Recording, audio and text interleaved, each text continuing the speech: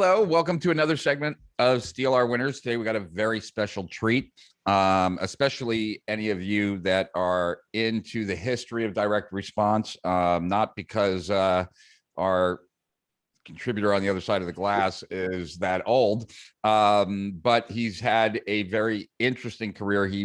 His name is Jack Forde, or John Forde, call him either, and really one of the best known copywriters out there. Wrote a great book called Great Leads? Is that the name of it? Is it Great Leads? That's it. Yeah. Great Leads. That he wrote with Mark Forde about the 6 different leads that Agora uses. And I wanted to get John to contribute because he's got a very unique perspective about the big idea. And we're going to have a really good conversation about that. And that's really part of the secret behind Agora's success. And there's really no one better to talk about it than John/Jack, because he was Agora's first copywriter, and he was responsible for training so many of the copywriters that came on after him, which would be all of them. And so this is a unique opportunity for us to discuss really one of the core copywriting techniques that really were perfected by Agora that the rest of the world did not, for the most part, as it related to copy and direct response, and really was responsible for so much of Agora's growth. And I think it's going to be a really interesting conversation as well. And I'm sorry for kind of giving this longer lead in than I normally do, because I think that it will dovetail very nicely into some concepts that I developed over time that I was inspired by the big idea, like as I took it over into marketing, which I call the core concept. And if the conversation goes the way I think it will, then odds are I will mention later in this video that I'll include some stuff on the core concept so that people can become more familiar with it after we're done. But having said all that, I'm super excited.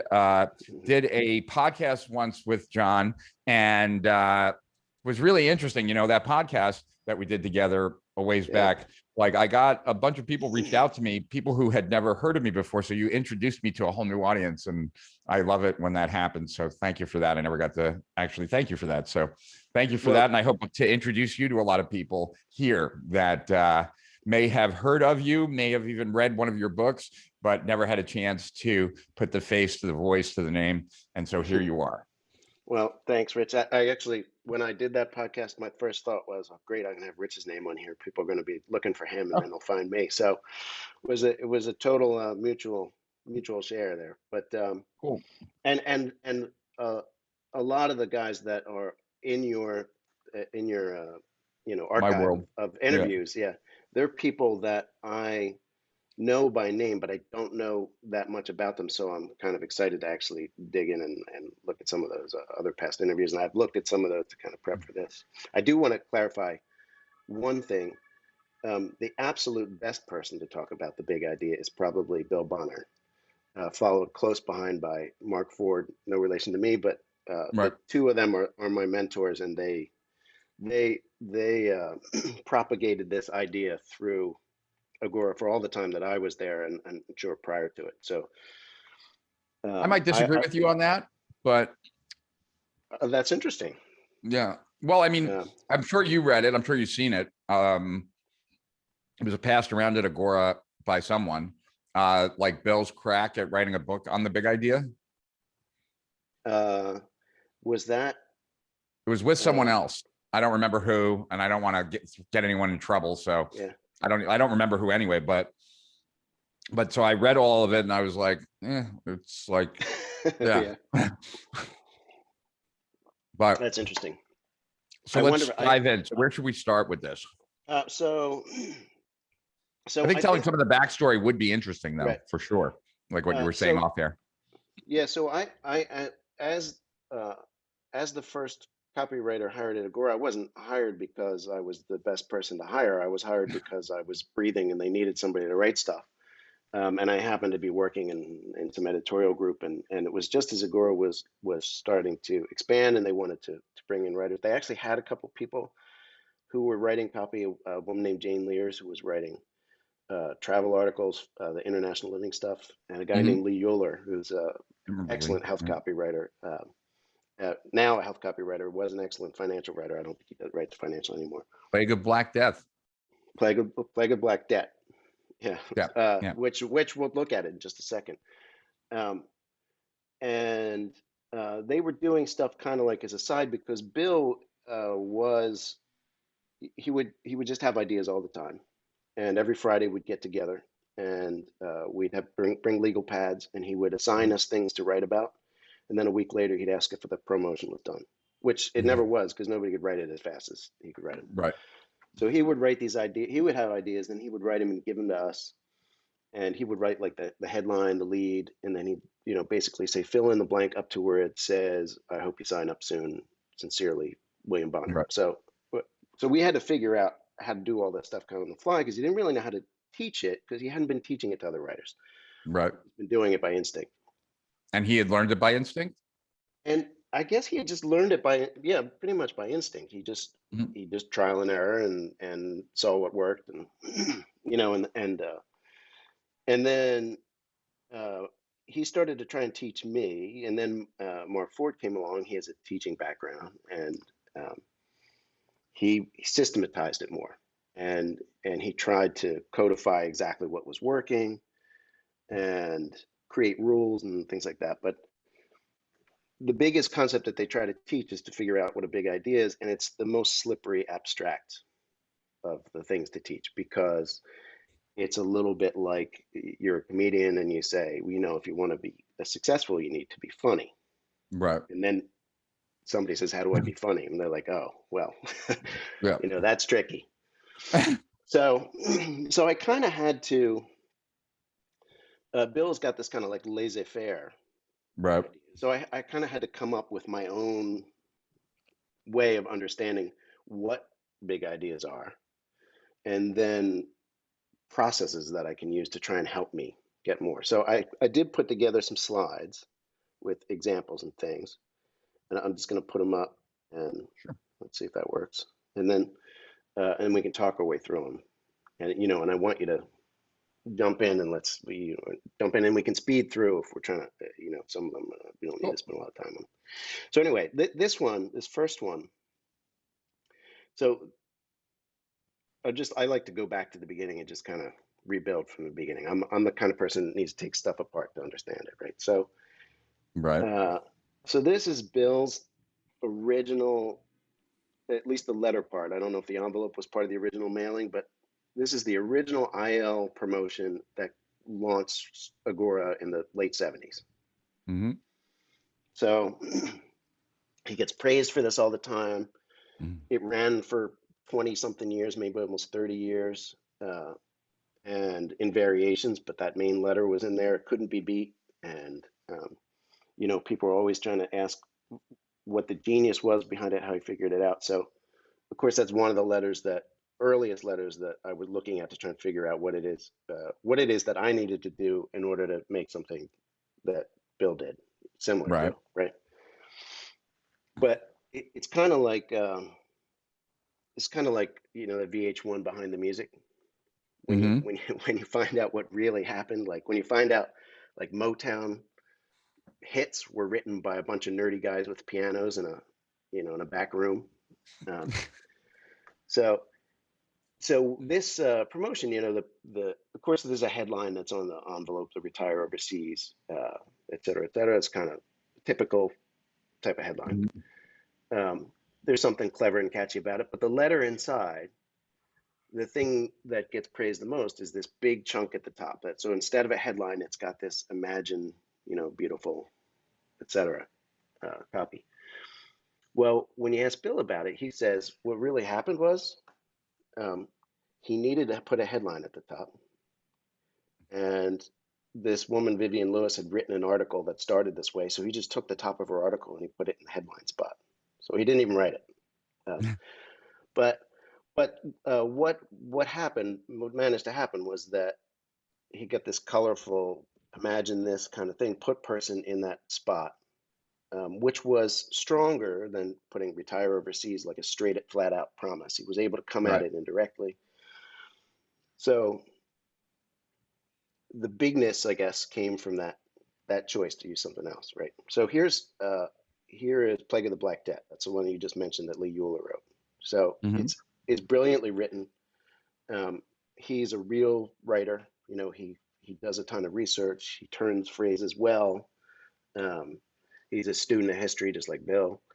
So he makes lots of, you know, strong historical metaphors. But the thing that made this idea, that elevated this concept, was the format.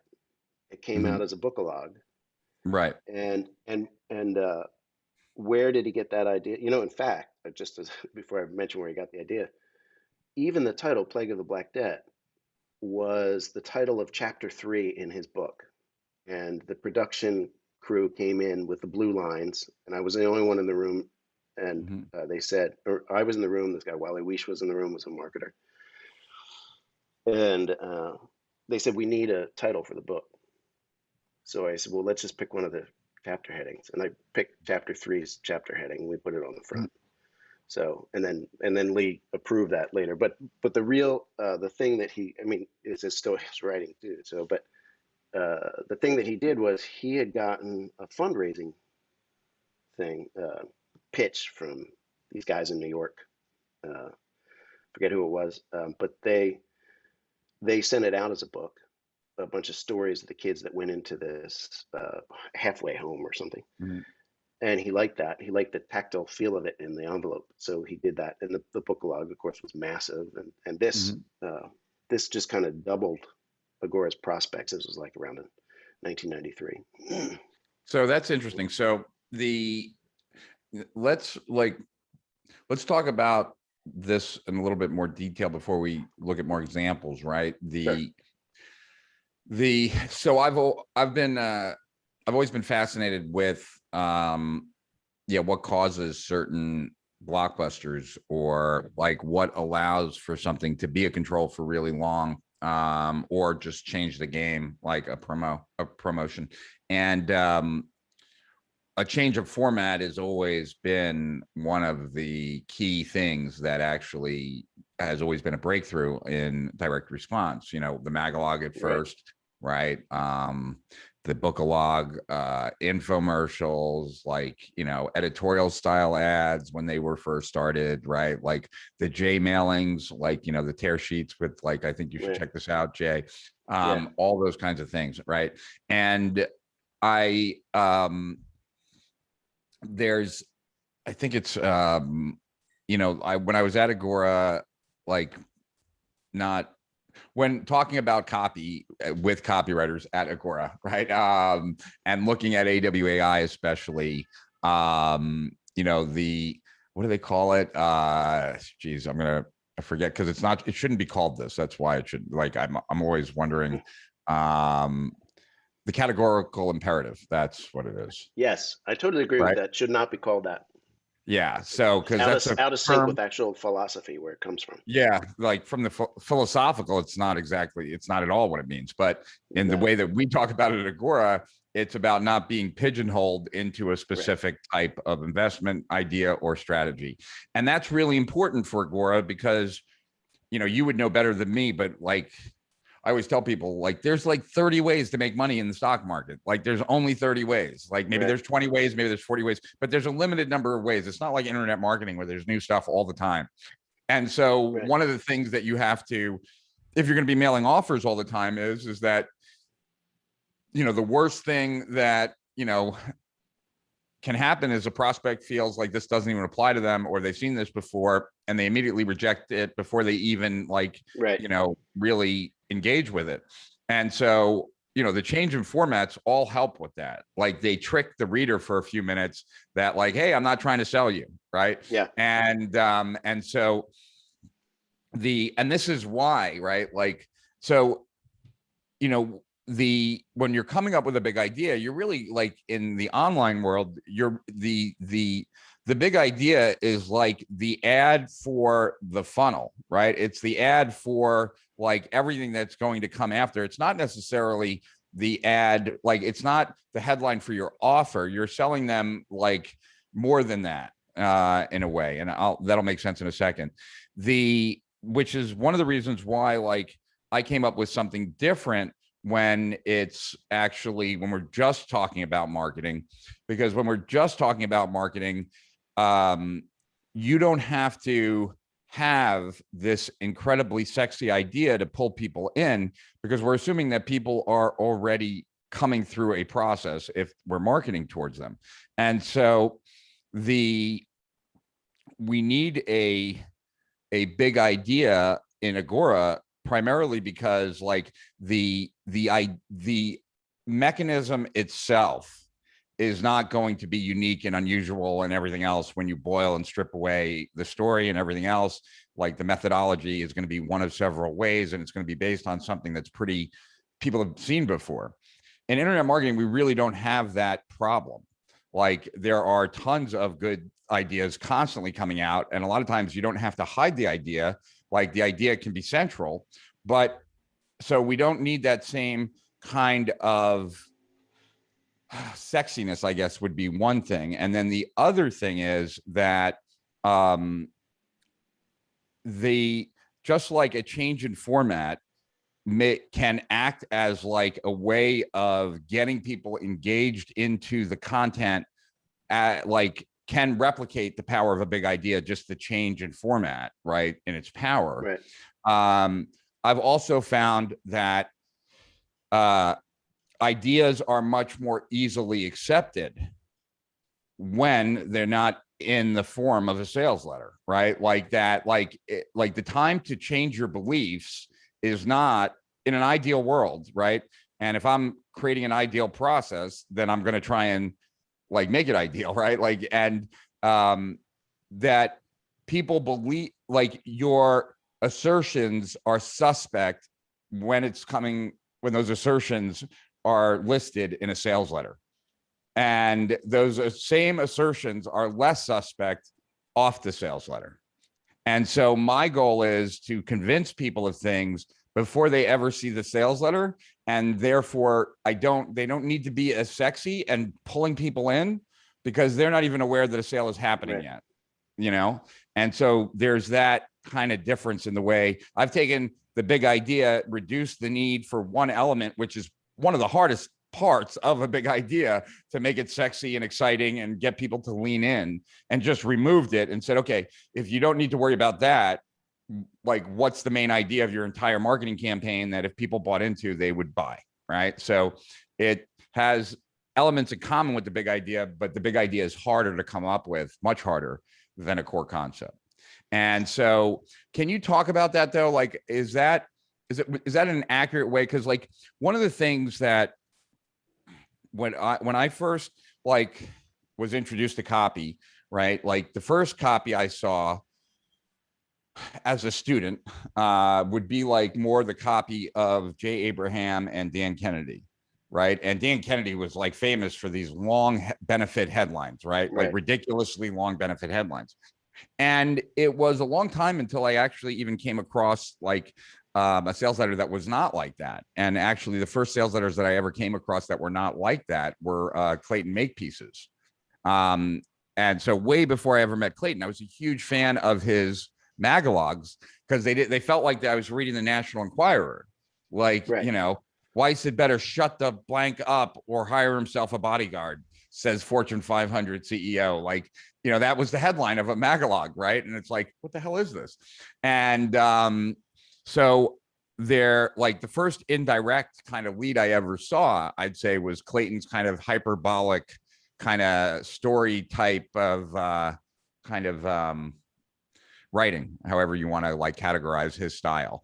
And it wasn't only later on that then like met Mark and got introduced to Agora and read your book, The Six Leads. But it's primarily, would you agree that, because I think this is a big deal, and I'm not sure if I'm right or wrong on this, but like, that if the idea in and of itself is a sexy idea, then it really, like, sometimes a promotion does not need a big idea. And in fact, a big idea could potentially compete with the idea of the product. I think, and I bring that I up do. just based on my own experience. Like when we launched Steal Our Winners, we had this big idea, like, the Council or Committee to Save Internet Business, Mm. CSIB. And that was like the idea of like why everyone was coming together and everything like that. But in a certain way, it kind of eclipsed Steal Our Winners, which was an interesting enough idea in and of itself. And it kind of got lost in the CSIB kind of like promotion. And I just wonder if that happens a lot, or if that's just like, because Steal Our Winners has a sexy idea in and of itself. Like, it didn't necessarily need to have a separate idea, but because we were Right. doing it at Agora, and that's just the way we always do things, that's how it was done. Oh, it's a lot to Yeah. respond to, but I agree. I agree with all of it. And I think where it syncs up, where the two sync up, is the thing that you said about the stuff that's happening before the sales letter gets there, and the stuff that's the mindset that's there, really, when you're reaching out to those people. So I don't know the total demographic of your list, but my impression is that the people who are on your list are sophisticated marketers. Um, Yeah. they know what they're looking for, Yeah. and um, and when you say steal our winners, there's no confusion for them about what you're talking about. Um, and so yeah, if you spend too much time, too much nuance, too much stuff on that, it becomes a distraction rather than an attraction. But when you're reaching out to people that are not as warmed up, or they're so warmed up that they're jaded, that Right. like in the financial market, there are 30 so concepts that you say, and then they've seen them all many different Right. ways. You got to come at them at a way that's new, or they won't pay attention. So that's why, especially these big idea packages, And would they're you so also hard. say, like, would this be a fair way of saying it? And tell me if you think this is accurate or not. Like, because I remember, like, in one of the copywriting boot camps that Joe Schriefer was teaching, right? Like, he was talking about the big idea, and he drew 3 circles on the board. And one circle is like the prospect, one circle is the market, one circle is the product. And the overlap of those 3 circles was like the big idea. The big idea is bringing the world, like, attaching the product through the world into the prospect, kind of, right? Yeah, And that's good. and I I like that. yeah, it's Joe. Yeah. And so, like, when I saw that, I was like, okay, that's interesting. So we're pulling the world in because we're overcoming that like initial skepticism, seen it before, this doesn't apply to me, whatever, right? But like, yeah, if the product idea is strong enough, then you don't need to bring the world in necessarily, right? And because like now that, like, you can just, the product idea in and of itself Right. is sexy enough, right? So I just wonder, are there, and maybe there aren't, but are there, as a copywriter, as someone who, but obviously a copywriter that has written probably a lot more for Agora than anywhere else, even when you add up everything else, like outside, Mm. right? When to use a big idea, when a big idea is not necessary, because like, you know, I think what a lot of people might hear this, but it might just like, go through their head without really fully like appreciating it, that if a copywriter at Agora has 6 weeks to write a promo, they might spend 4 weeks on that big idea and then Yeah. bang out the whole copy in 2 weeks, but they're spending 4 weeks on just the idea. And so Yeah. my assumption would be that you don't write a big idea if you don't need to. Well, I mean, that underscores that process is true. It's pretty much a reflection of the time it takes, and the ratio of investment and things like that. So that's why it's so key. It's uh, first established for Agora, where they're going out trying to fish in those pools of people who might either be too jaded to pay attention or might be too unaware to pay attention. Why we need That's why we need big idea promotions. They tend to work better. But it is like being a home run hitter. You're gonna miss a lot, but when you hit a home run, it's going to be a big difference to the future of the game. So you're trying very hard to get the big idea, but if you pick the wrong one, you just screwed yourself for 4 weeks or 6 weeks.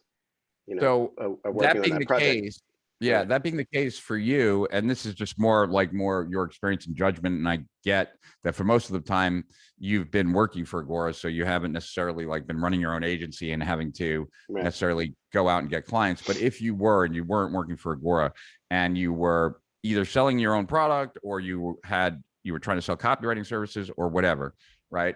How much of your time would you be spending like on like what would you do? Would you write like some regular sales letters, and when you had an idea that you thought was warranting a big idea, like then write that package? Like if you were running your own business, like what amount of time would you allocate? And obviously it would matter what niche you were in. So this is a very Right.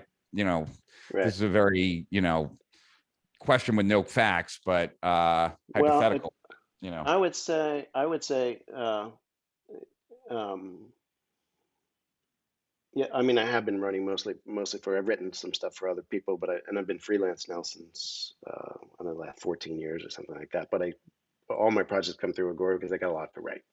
Yeah. But, but, it's hard to teach somebody new tricks. So my Hmm. guess is I would probably end up trying to still write a big idea, promotion, and we'll talk a little bit about this later in the process part, but I try to write, um, I try to apply the kind of like your safety school. Remember when people were applying to colleges, you say Yep. you apply to your safety school, you apply for the big one, and then I would I would write at least one. I'd try and like shoot for the go for the fence with something kind of wild and big. I'd pull it back a little bit and something a little bit less big and safer, maybe not as intriguing, and then I would probably go with something very direct, like it's just in case I'm overthinking it. Got Um, it.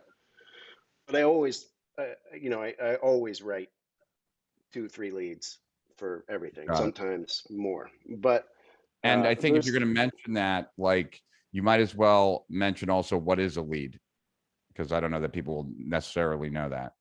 all right, a Yeah, lead. that's a lingo. Well, usually, and it's funny because all these examples we look at is the big idea. What we end up looking at is the headline and the first couple of pages. Right. But really, the big idea is more than that. The big idea is the anchor for the entire promotion. So the reason you spend all that time getting the big idea is because it lets all the other pieces fall into place. When you have trouble, even if you know the structure of a promotion, if you haven't figured out the idea right, if you haven't boiled it down to its essence, then everything else is still hard to do. So Right. the lead is that part that is going to get you past those psychological barriers of the person you're writing to. Hmm. Uh, the seen it before, or that this isn't for me, or whatever. It's going to convince them. It's basically that first portion of the promotion that convinces them it's time to read on. That you're gonna, Right. if you can think of it like a TV show, it's that scene that they do in the beginning before they show the credits, because the scene is so good, you know that you're going to watch the rest of the show. Right. So, um, Yeah. And there was actually, one of that go there's ahead. Go ahead. one other thing I want to throw in there is that you mentioned about like the size of the big idea. So, this is what I think makes it such a hard concept to convey, because everybody knows who does big idea style marketing. They know that there's a value to it, but it's very hard to tell somebody, first of all, what it is. You can point to it and say that idea is big and that one's not. Somebody might Mhm. feel the same way, but they don't know exactly why. And then what the scope of that bigness is. What is it that makes it big? Which is what I hope to go through here. But there's this guy, another copywriter, Dick Sanders, that used to do a lot of work with Agora. I think he's still Mhm. writing copy. Nice guy, but I remember him saying one time in a meeting when we were talking about big ideas and he said that what he liked to aim for was the idea that was just big enough. So um, it's possible to overshoot, to try and put a lot of scope and a lot of depth and profundity to an idea that doesn't really need it. Um, Got it. and you can spoil it that way. By being too indirect, usually is the measure of that.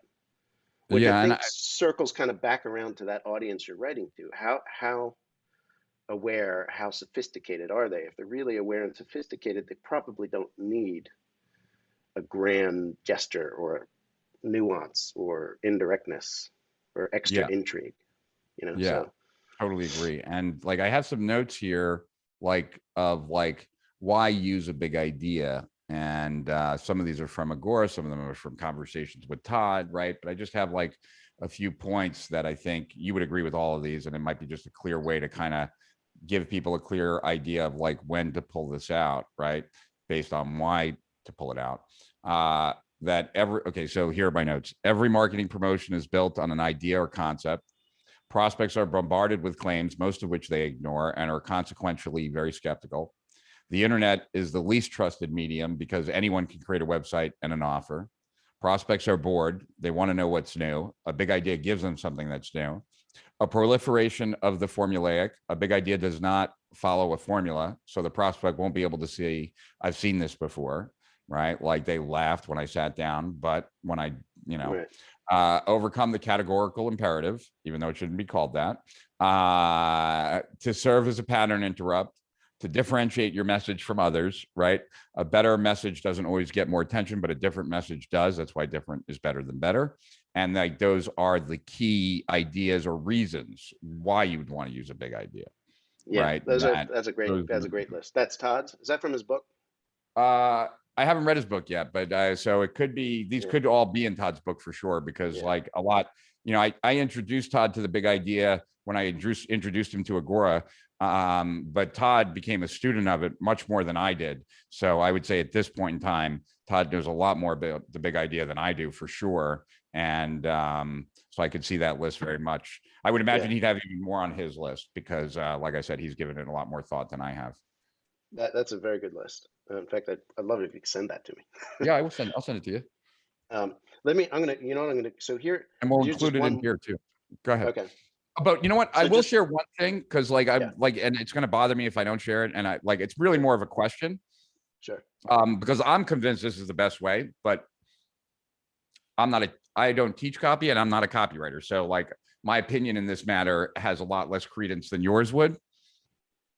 My thought was that the easiest way to teach people how to come up with big ideas would be to take them through that process over and over and over again, like what Harvard does in the business school with case studies. So you'd get like a little packet, you'd spend 20 minutes like looking at the research, you'd have to like come up with a big idea yourself, then maybe spend 20 minutes as a table, like comparing big ideas. Then you would see the big idea that actually the copywriter did develop and turned Yeah, into like a winning promo. And then you do it again, and then you do it again, and then you do it agreed. again. And it's like, I think the idea of being like, I think it's too difficult to look at the end result and go backwards. Like, because it screams at you, like if you've done a good job, like you found the obvious thing that was not obvious until you made it obvious, right? Yeah, Like that's the thing.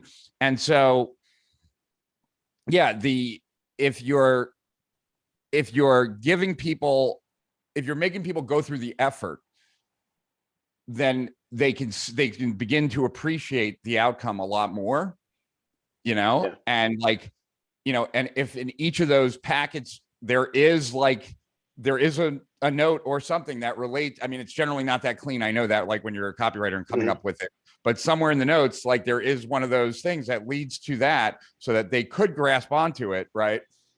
And it's just a question of, I I would well, imagine that if people did that for like, you know, 6 big ideas a day for a week, like as a workshop, I have to imagine they'd be a lot further along than anything that we've ever tried before in teaching big ideas. I think that's true. And I am gonna try to, I have sort of figured out 7 questions that I would ask to Very see if cool. this is a big idea. And that would be, that's if I'm evaluating my own copy. If I'm trying to think, did I do this right? You know, I take a day away from it and I come back and I look at it fresh and I'm like Mhm. trying to figure it out, or if I'm trying to come up with ideas, or if I'm reviewing somebody else's copy or somebody else is hiring a copywriter and they want to look at copy. I think that those will help.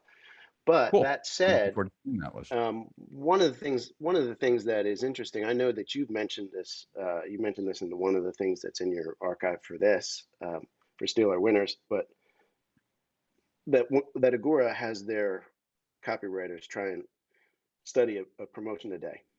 Right. And It's a lot of work. and the reason for that is because um, there really is no, well, let me put it another way. So over the pandemic, I always wanted to learn to play the piano. So over the pandemic, I learned how to play the piano.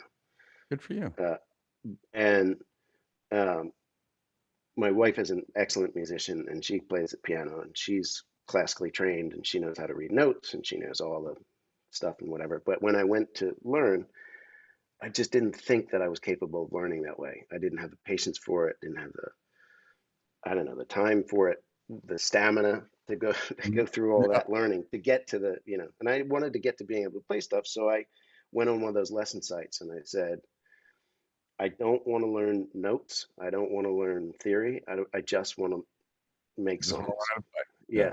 so if you're going to teach me by like walking me through the kids Mhm. exercises of scales and stuff, I'm not interested. And I found a guy who's like, that's the only way I teach. We'll do a song, I'll show you how to play it, and you'll learn the stuff without knowing. So now I understand inversions and stuff like that and things that I didn't want to learn, Mhm. kind of by osmosis. And I think that what you're describing, that thing where you sit down with a copy and you read through it and you read through it and you read through it, and you compare, you look at them, you learn the feel for it without having to learn the rules. You know what I mean? Yeah. Yeah. So, And, you know, uh, there are like, I don't know if this is helpful or not, but like there are like I'm very good at like spotting powerful statements, right? Like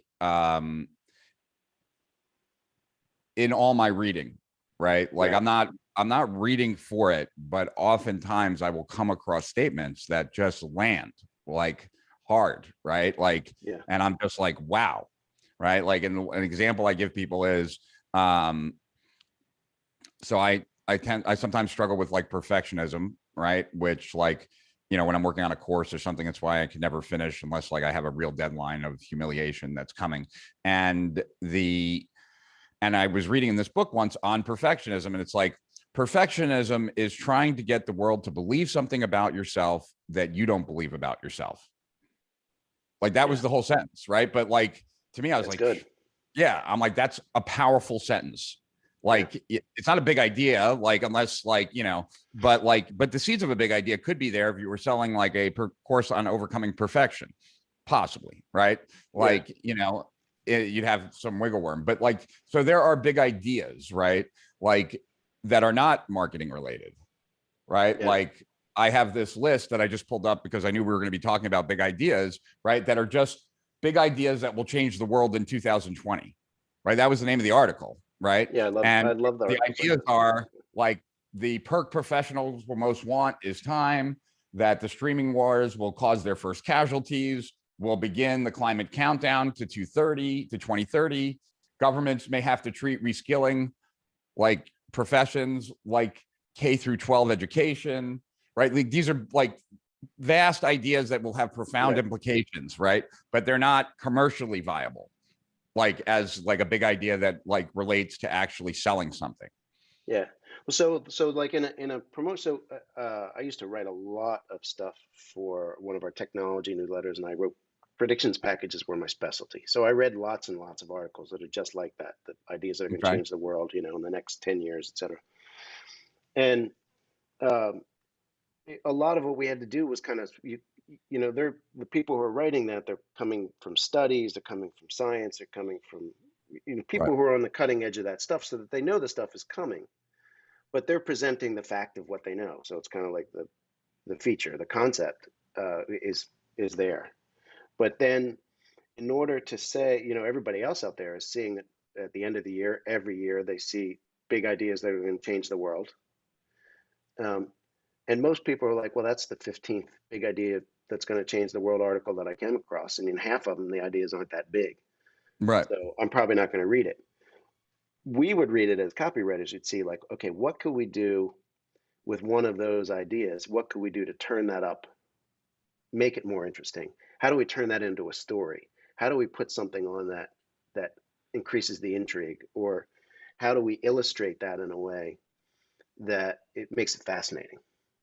Mhm. Like what are the repercussions of it? So, well, let's keep going with the examples because I think Yeah. so that's going to come back up again. So this is Okay. another one. This is End of America, super famous in the financial world because it's hugely successful, many times more successful even than the Plague of the Black Debt, which was the game changer itself. Yeah. I believe that this was the most successful newsletter campaign of all time. I believe. Possibly, yeah. Yeah. So when this came up, I have to confess, so it is some of the inside baseball. Right. I was hugely jealous. First of all, because people would, because it was just because I didn't write it, somebody else Yeah. did. um, but because uh, I had usually been the one that people would turn to and say, well, you want somebody to write a big idea package, let's get John to do it because he does Right. those things all the time. But this one was written by Mike Palmer. Um, Really, it's really very good. I mean, it's very well written. Really gives you that feel, like you said about Clayton Makepeace's stuff, that you're not just reading a sales letter. You're reading something that you want to know about. There's value in this piece. Um, Yeah. And actually, in the letter that Bill wrote me, um, about the VSL, right? Like thanking me for the VSL. Where is it? Let me pull it up. Like, he talks about the, where is it? I'll pull it up in a second. Um, he talks about that. Talks about yeah, like how powerful, like the VSL, like immediately cranked up, response rates by like 300% in France and 250% in Germany. But it said, yeah, said, okay,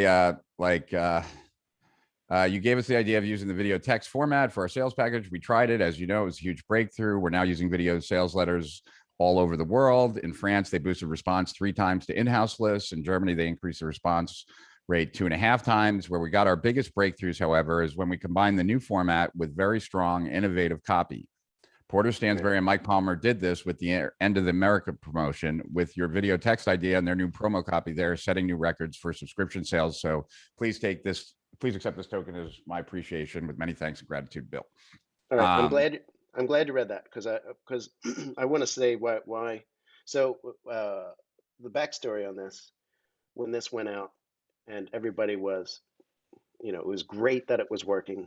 We knew that it would help lift all boats, not just yeah, Stansbury. and just to But like interrupt you for 1 second, I apologize, but this was working so well because I've never seen anything like this before, and I've never seen it again. Is that we were running, and I say we, I mean Agora, like I wasn't. right, We were running 30-second and 60-second spots on Fox News, like yeah, not radio, on TV, having the website, which was a 70-minute VSL, and we were able to acquire like at our allowable cost per acquisition, which is insane. So 30-second yeah, or 60-second spot on Fox News, watching TV, they have to go to their computer, go to that website, now watch a 70-minute presentation, and it worked, which yeah, like, oh my God. yeah. And they were doing that. They were also doing that on radio too, which Yeah, you no, I think know they people were are doing it hearing on that radio, when but making it work on radio is easier than making it work on TV. oh, Like as far as I cost. would always think like people are around driving, then they hear about it, and then they go home and do it. Anyway, so when this came out, everybody's like, well, all the copywriters are trying to write the next one. They're trying to knock it off.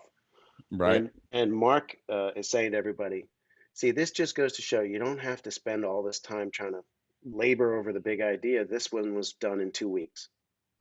Well, I didn't believe that. So I wrote to Mike Palmer and I was like, Right. Mike, you didn't do this in 2 weeks, did you? And he's like, are you effing kidding me? I Yeah. worked on this thing for at least 6 months on and off, and I quit working on it at least 2 or 3 times because I just didn't think I could pull it off. So I labored over it and labored over it for at least 6 months. And that I even did when I picked up a promotion that Porter handed me that he had tried to do that he couldn't get to work. So I then wrote to Porter and I was like, so what's the story on this? And he's like, well, the final product is totally Mike. He did all the work, but I did work on a version of this for about 2 years. So he had labored over. So it went from 2 weeks to 2 years.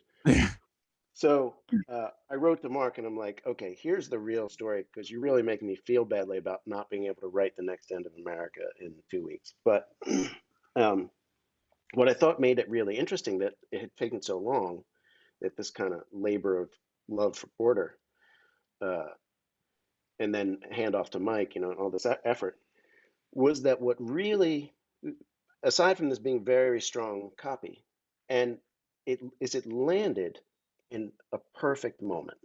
So it was exactly the right time for the message and exactly the right time to take advantage of that VSL, Yes. like Yeah. right at the front of that tide. So it was, No doubt. the timeliness was huge for this. And that's not to denigrate the copy in any way, but it was a major, major factor. So I'm mentioning all these, and I have a couple other ones. We don't have to run through all these, but I mention them all because looking back to try and figure out, as I was doing when I was starting out, trying to figure out what is it that made this big, where did the big idea come from? How did they come up Right. with this? Why did it work? It was telling me a little, but a lot of it was this kind of like, some of it was accidental, some of it was just something else, you know, I'm getting hints of timeliness and format Right. and uh, creative borrowing and things. Um, I'm going to skip these because we don't need to talk about them. I just want to mention the one at the bottom, this one of the Man on the Street income series. Right. Uh, that was an interesting swipe Yeah. from by Joe Schriefer, who had seen like product demos, and they had a product that was a put selling service, and that's kind of hard to explain. Um, it's kind of nerdy. It's kind of scary because it's options and things like that. Yeah.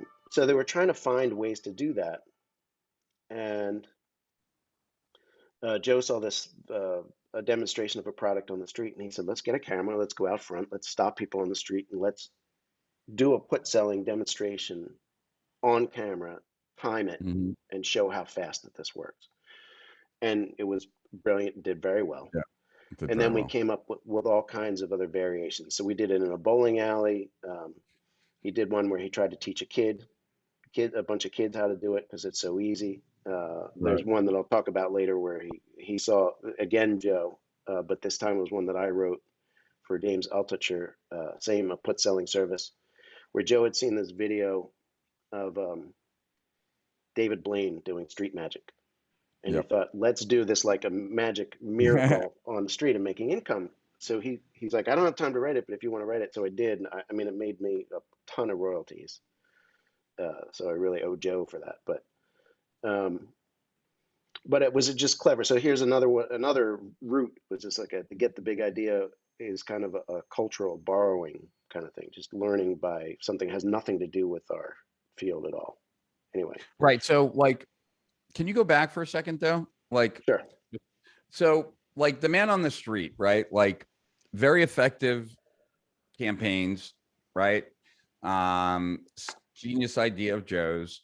Um, but like, it feels different to me, right? Like, I imagine you can understand that, right? Like, it's maybe not like it's not as cerebral as all the other ones, in my opinion, right? Right. It's more gimmicky. I'm not saying any of those things I'm not saying this in a derogatory sense whatsoever, right? But it's much more like it feels a little bit more like pitchmanish, like a Billy Mays Yeah. kind of thing, right? Like a Carnival Barker type kind of thing. Like, let me show you how easy it is. Like, and we're just going to take the squeegee and like just Right. wipe it across the desk and it's dry, and like, powerful demonstration type thing. Right. Do you see it as different, or am I just like, because like to me, they seem different. And the reason I want to point that out is because maybe in that difference, there's an opening to get a better sense of like what's actually going on. I would say, in one sense, I see a difference in like between this and some of the other examples. As you say, some of them a little bit more cerebral. Um, but uh, I see a similarity in that what they're all trying to do is find a way to interrupt the pattern. And some of Okay. them do it in a brainy way, and some of them do it in what might be a gimmicky way. Um, I think that that I think that there's an unfortunate um, when somebody says big idea, then we think, oh, well, you gotta have a big brain to get a big idea and a big brain to understand the idea. Um, but sometimes the smartest thing you can do is just be uh, just find a way to appeal to somebody that's interesting. That's all Of that course. they're all trying to do, you know. So Right. someone might do that by doing a really smart metaphor or comparison or something. That somebody else might do it by making something just so intriguing that you can't resist it, or so Right. entertaining that you can't resist it. So the bigness is not necessarily um, the profundity of it, although sometimes it is. It's the thing that elevates the concept to a point where it can just kind of pass over that resistance. And That makes sense. the yeah, it makes sense, right? But like, so the is there like, and this, and if this is, if you think this is being picayune, by all means, just say that. I'll drop it as fast as I could drop a tissue, right? But the That's that's um a smart word, Vicky. yeah, the but the like the man, would you call that like, is the big idea the man on the street, or is the big idea so simple someone from the street can do it? The demonstration proves it. Like, and that I, might be like, maybe I'm looking for a nuance that eh, doesn't exist, or like, because that's like what I see is like that's more of a demonstration play, which like, you yeah, know, just like a different format can be a pattern interrupt. This certainly that's what I was was a just gonna pattern say. interrupt, right? Like, Yeah, but it's a, you know, it certainly is, and it's, and I would imagine like in the grand scheme of things, it's probably more effective than the other ones a lot of times because it has built into it so simple, you know, a stupid person could do it, like embedded into the big idea, right? Like, right. and so like you're, and you've got this way to get interest, which is, you know, get attention, which is increasingly more difficult. Like I did a steal our winners, and this just might be interesting to you. It's a little bit of a tangent, but it might be very much related here, especially as we talk about certain one, like all the other big ideas um seem to relate more to it. And that is that so I did this steal our winners with this guy Walter Birch, and Walter's like known by insiders, but he wouldn't be known by outsiders because he doesn't have any products and he's not a guru or anything like that, Mm, but he's a big time direct response advertiser, and that's why a lot of players know who he is, right? And I helped him with something and he wanted to return the favor, and so he did a steal our winners to return the favor, right? Because like he has no interest in anyone finding him, but he did this for me anyway. And he was talking about what makes YouTube advertising work.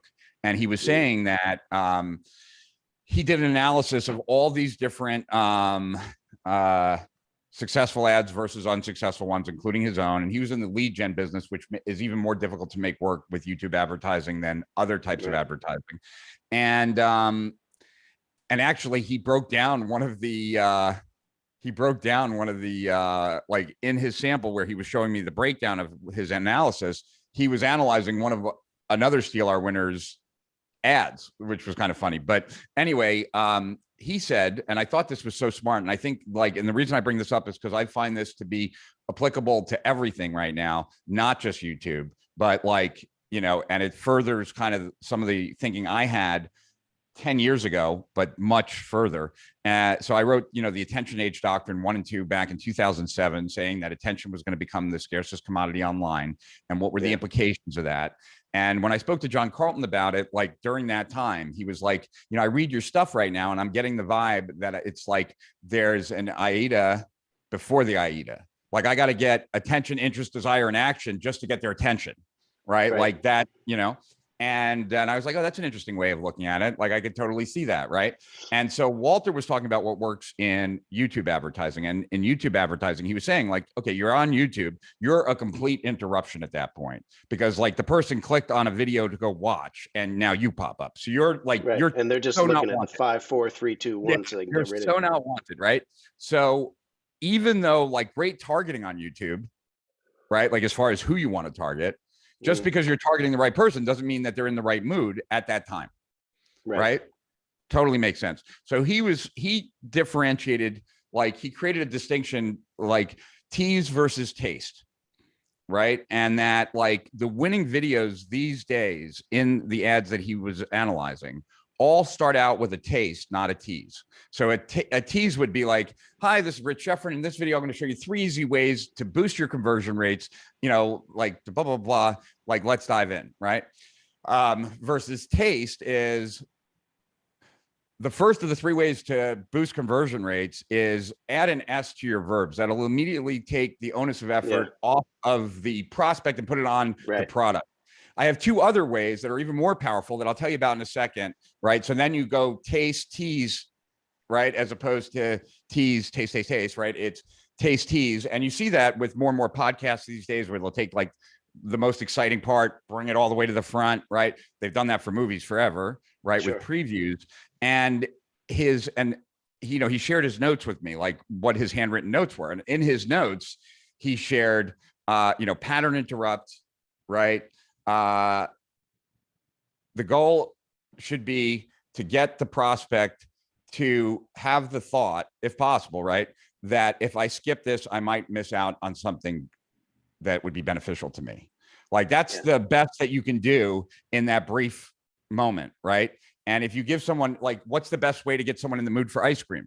Or what's the best way to get me in the mood for Oreos? Give me one Oreo, right? Yeah. Like I'm not in the mood for any Oreos until I eat one Oreo, and then I'm in Then the you mood for the want a whole bag. sleeve. Right. Right. Yeah. So it's kind of the same thing. And it's like what is required now to get attention. Like when he told me that, the reason I was like, maybe this applies to just much more than just YouTube advertising. Maybe like the price to get someone's attention now is no longer a promise. Like maybe Yeah. that like promises are just not good enough anymore. Like you got to get to the value. Like when you used to do like search engine optimization, we used to talk about like getting the keywords early and often, right? As Hmm. early in the document as possible, like in the headline, in the first Right. paragraph, etc., and often repeated, right? Like now it's like get value in there as early as possible, right? Right. Like to buy the attention, right? And a pattern interrupt does that as well, right? And I just wonder, like when we look at some of these, like some of these are they're a tease, but they're like a specific kind of tease, almost like the silence Yeah. of the trains when the lights go out in Paris. Like, you know, like there's something to it that is more There's than more. just like Well, a promise, sure. right? Well, Like, you mentioned Clayton. Clayton yeah, was a master at all this stuff. Well, a lot of great copywriters are masters at this kind yeah, of stuff. Um, I think you know when you well, let's say when you mention the YouTube things, you know most of what we if we're not watching Netflix, we're watching stuff on YouTube on the Apple TV or right, something like that, and those commercials come up, and the ones that I don't click away from, I like the masterclass.com stuff. Those so when those come up, if it's anybody that's remotely in a category that I'm interested in, um, whoever that expert is, instant credibility because I recognize the person, and then the person starts talking about the substance. They don't right, promise me, I'll teach you, yeah, hi, I'm Aaron Sorkin, I'm going to teach you how to write great screenplays. right, He then says, he just comes on and goes, hi, I'm Aaron Sorkin. You know, when you're trying to tell a story, what is it that makes a story immediately engaging? It's, and then he says it. That's a taste yeah, kind of pitch. Taste versus tease. I think that what's interesting is that you know I write all stuff for the financial markets. When the right, financial markets are soaring, people just want to know where the money is, where who's going to show them who's got the secret system to show them the money, or et cetera, et cetera. So people put those money teases up front. mm-hmm, But then at some point, markets peak at some point, everybody's gotten so many of those ads, they don't Mhm. want to hear yet another person telling them that they're going to make them this much or that much. And if that, so they need something else. They need to feel like there's something more. Mhm. Believe it or not, in the financial markets, just being able to make a lot of money for somebody is not the only appeal Right. to, they want to feel right about their beliefs, their biases. They want to feel like they're going to be part of a community. Mhm. They want to be part of a movement, something that's doing something or saying something. And in order to convey that, in order to convey those things that are less tangible, you have to come in a way that shows that you are a person that they want to hear from, or that this is Right. a thing they want to hear about. That's why a lot of the big idea promos tend to be indirect, because they're trying to have some value themselves, some kind of intrigue, some kind of uh, substance, Yeah, I mean, that's, or right? Like, I and mean, this even is where entertainment value yeah, is, definitely, like, yeah, an entertainment value is in and of itself, like, powerful, right? Like, right. but would you say that, like, if you're an investor, right? Like, you recognize, and you're not like an absolute imbecile, then you recognize that news drives like financial stuff, as far as the markets go. And so, like, the silence of the trains, or when the lights go out in Paris, or A Tale of Two Americas, not so much The Man on the Street. And that's why I see it kind of different. Like, Mm, these are all almost like a taste, like different kind of taste, right? We're not like recommending the stock right here, but we're dropping a piece of news that potentially like has the power to disrupt the markets, right? So in a way, it like, and I'm, I could be completely wrong on this. I'm just throwing like, right. I'm just trying to get at Well, it this is, better, right? I don't think you're wrong. This is exactly the process I'm describing too. That the same thing. I'm looking at it. I'm like, why did that work? Why is that appealing? And where did it come from? Right. Um, so, all right, I'll just real quickly. So the Silence Okay. of the Chains, this is Y2K promo. So this is obviously 21 years old. This was a guy who was talking about how Y2K was going to disrupt stuff at the same, but he Yeah, I really remember that. hardcore believed it. Um, Right. a lot of people did, a lot of credible mainstream people did, and lots of people were talking about it even on the mainstream news. But he was like building bunkers and Yeah. etc.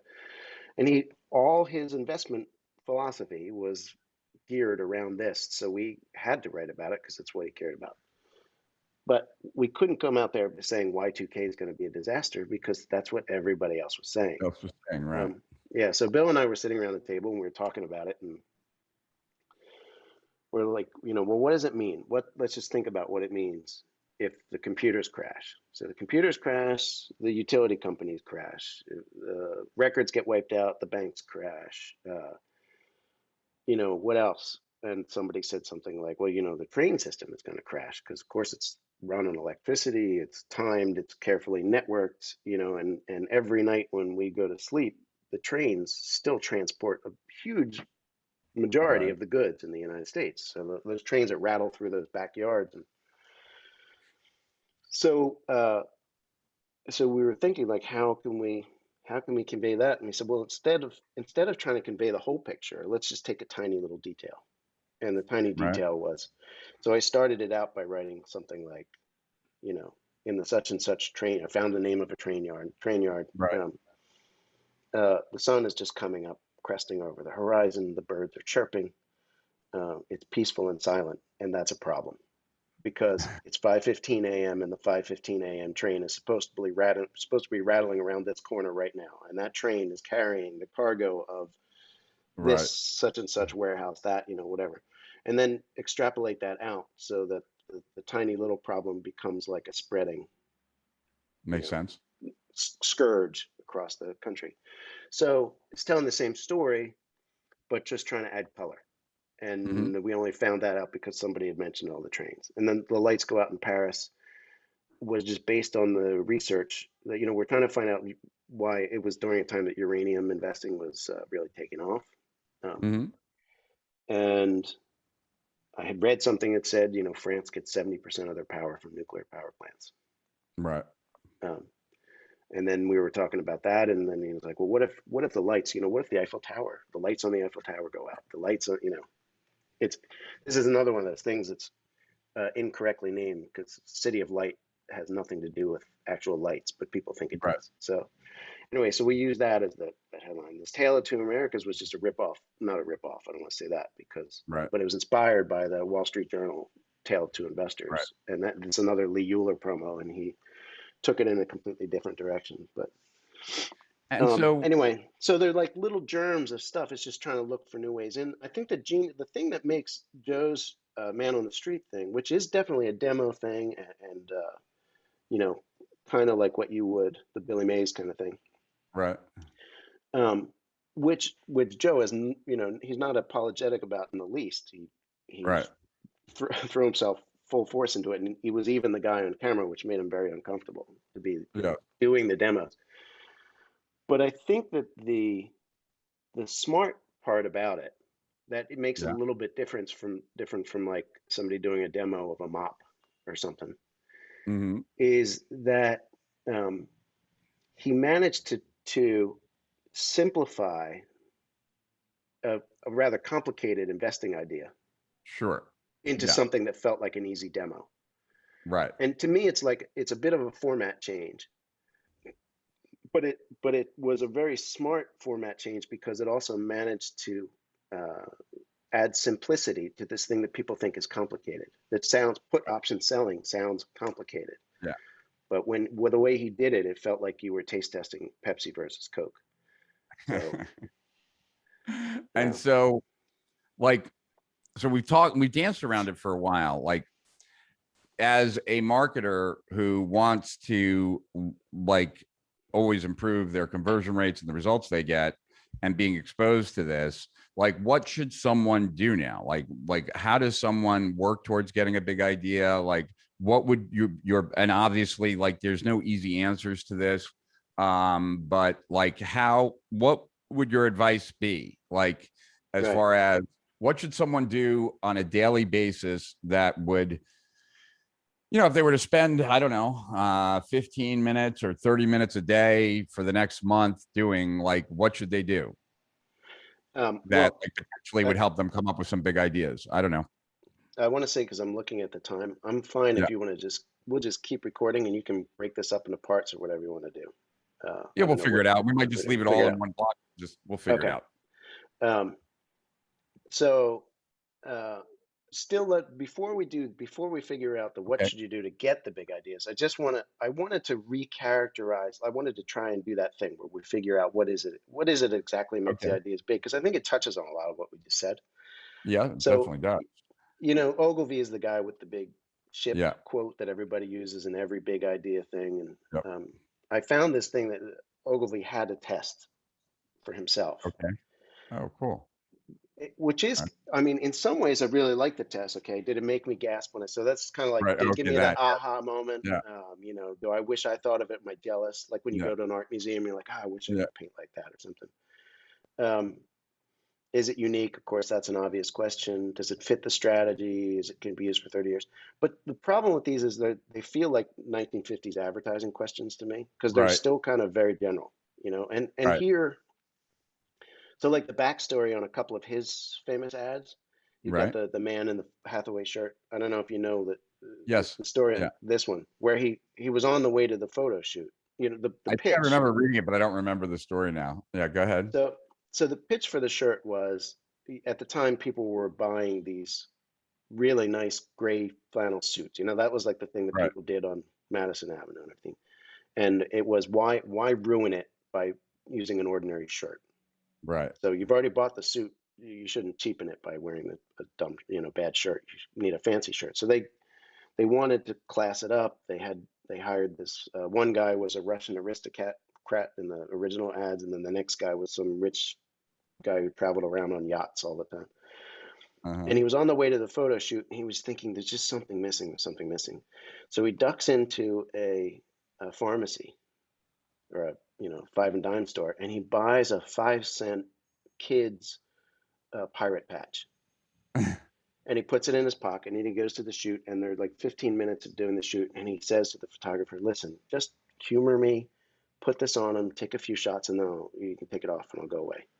Right. So they did that. And then they asked him about it later. He said, why did you do that? And he said, well, I really don't know why it worked. And this ad ran for like 25 years. Yeah. I don't know exactly why it worked, but I just feel like it added a story. It turned a regular picture of a guy in a shirt into a story. So it's like a screenwriter's MacGuffin, you know, where they put Right. the thing in the movie, like Pulp Fiction, Yeah. The the briefcase. suitcase that glows. They Yeah. never explain it, but he put it in there. They never explain it. It's not part of the ad. You know, he lost his eye in a bullfight or something. Um, they never mention it, but it adds this level of intrigue that makes it different from every other ad. It's kind of a format fest. It's kind of like Right. what Joe did with the man on the street thing. Nobody's doing demos on the street with investment products, but he put it in there. Mm-hmm. So it makes you curious. The other one we don't need to talk about too much, but that's the famous Rolls-Royce ad.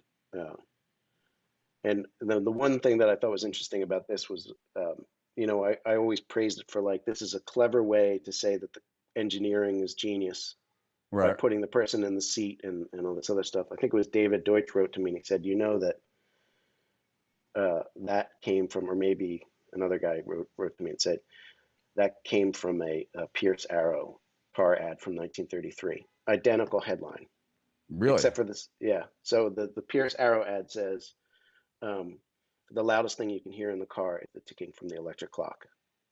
And he had read that ad and he just took it and put it on Rolls Royce 20 years later. So, um, I did so like, but you know, the ad of his that I really liked were the ones that like where he said like, you know, we've spent like $60 million on like advertising at all traceable, and here are the results. And it's like 51 things that like, and it was yeah, like a highly valuable ad, like, you know, like as yeah. far as like, And those are very direct. He did a whole bunch of those were the ads that he wrote to businesses who mm-hmm, hired Ogilvy and Mather. mm-hmm, So I don't know when it became Mather, but uh, yeah, and those are great ads to study if you're a copywriter because it's like a list of all the things that worked in those ads, and some of them are. I heard your comment the other day about how some marketing concepts are milk, not wine. yeah, yeah. Yeah, which I think is brilliant. Um, but there are some, so there's some in like the things like you reading these old books, reading these old ads, you can't take them away because they don't really work anymore. Yeah, like Um, I don't think here, I'll show you something real quick. Let's see. Yep, I had it open. I thought I might. Like I don't know if this would work anymore. Here we go. Let's see. Hold on. do you need me to Uh, stop sharing? no, I could share at the same time. Yeah. Can you see it? No. No? Okay, so maybe you got to stop sharing for a second. See it now?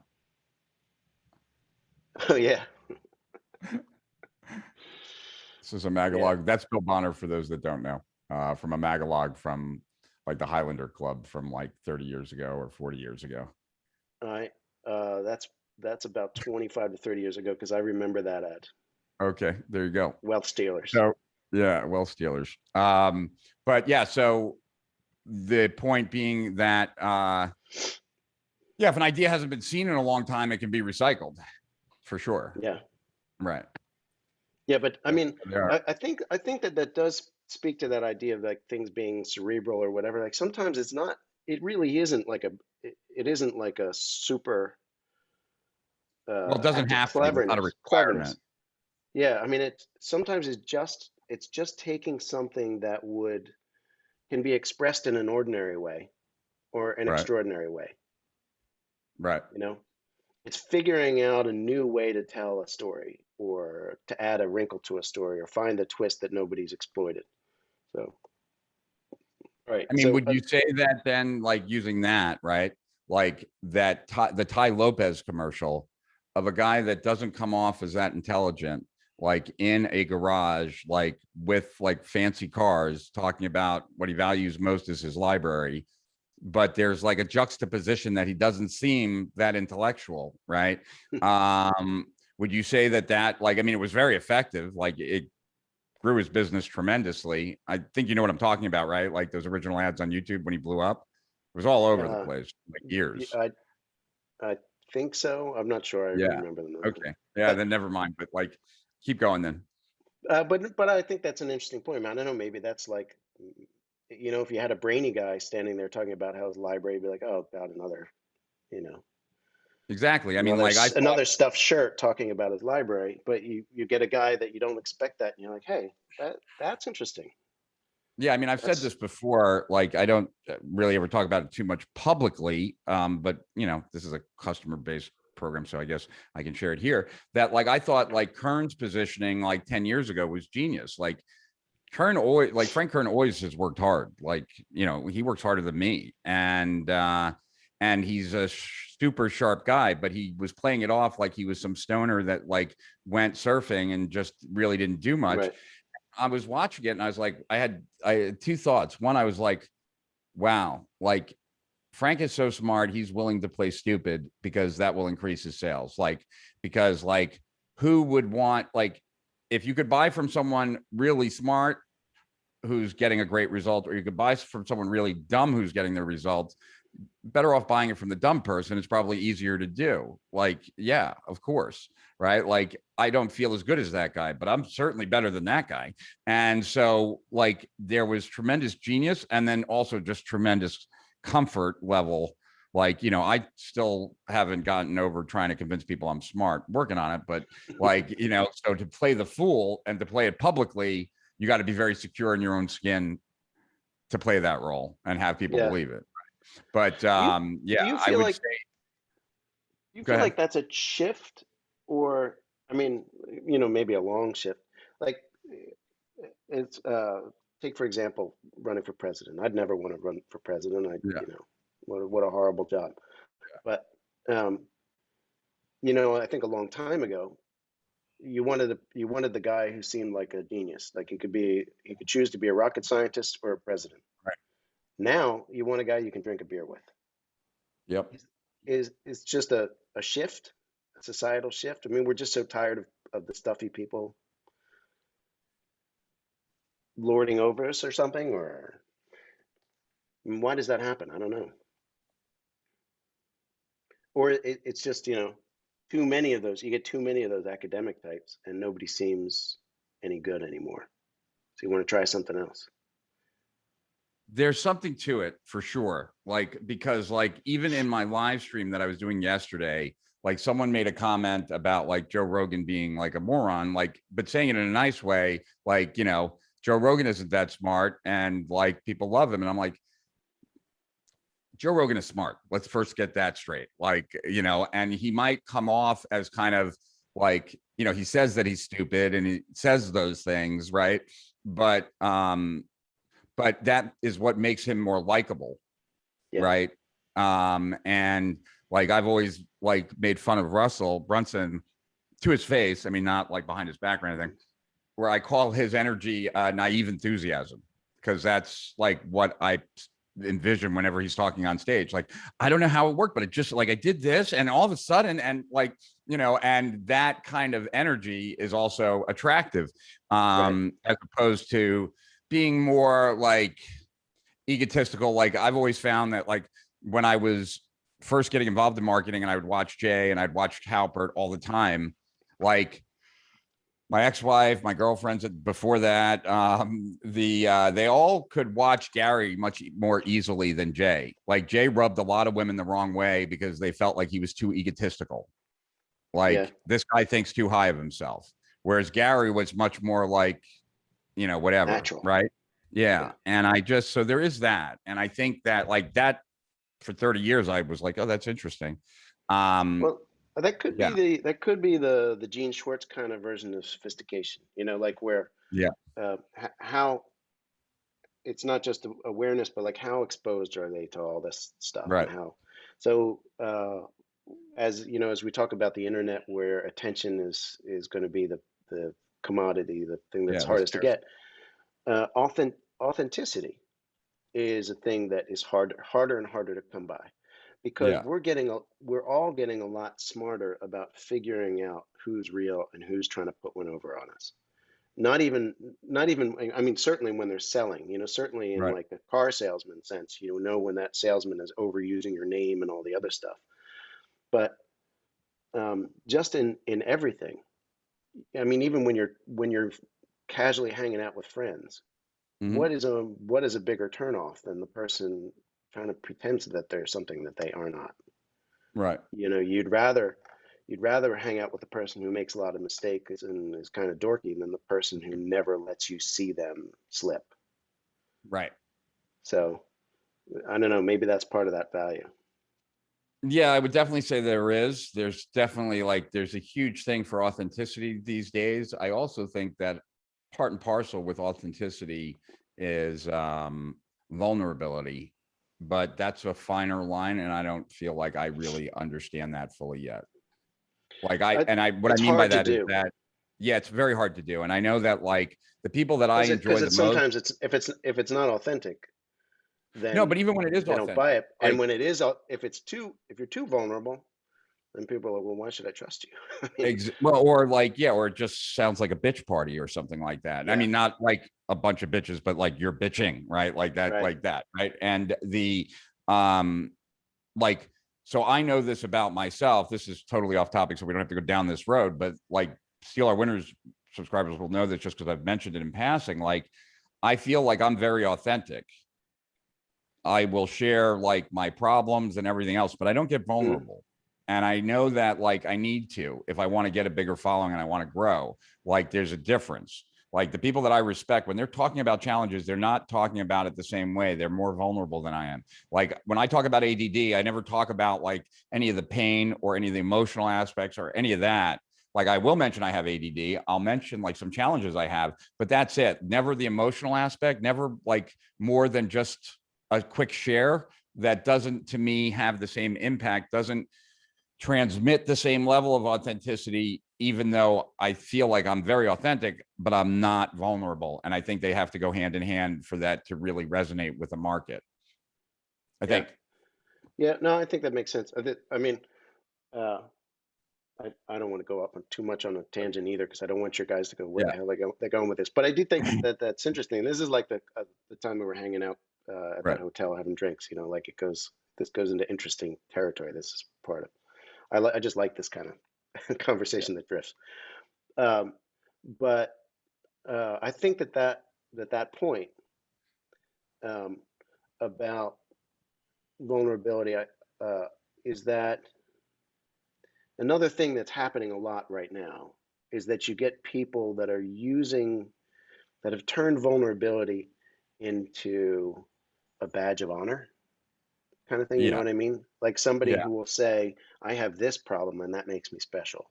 And you want to say to them, you're not Yeah. Well, special that's what because I you have like. that problem. You That's want to, where that fine line is, right? yeah, yeah. And I think that's the difference. That's what makes it so difficult is Yeah. that, How do you do it in a way that doesn't come off like that? right.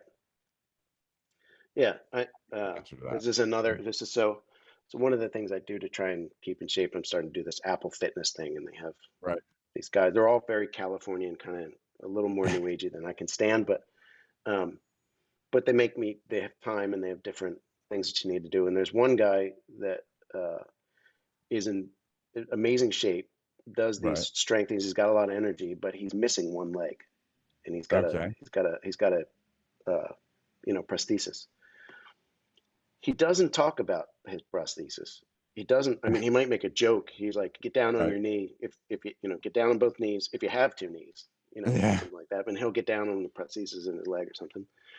Right. Uh, but you see the guy doing it, and you're like, well, first of all, the guy's arms are as thick as my leg, so he's Yeah. super strong. But I look at it and I think, well, if he can get Yeah. into that kind of shape, I don't have any kind of excuse. So that's like that's an authentic version Right. rather than somebody that's like, I don't know, playing off it to try to get special Yeah. treatment. Anyway, all right, let me jump into these and I'll zip Okay. through them so we can get to the how-to stuff. Okay. So these are the questions that I would ask if I'm trying to figure out, is my idea, is it good enough to lead with? Or is the thing that I'm reading, if somebody else's copy, is it working for me? Right. So a lot of these are going to feel like, I think, obvious observations, but Right. my experience in doing like copy boot camps and everything for years Right. is that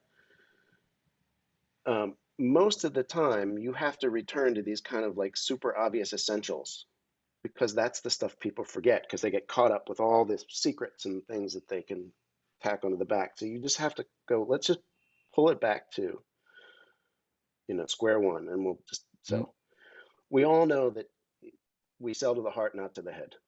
Mhm. So if you're leading something off, is there a thing where you're pinging somebody's emotions somehow, positively, negatively, um, and and those emotions are something that's more to the core of them personally rather than the thing that it is that you're selling.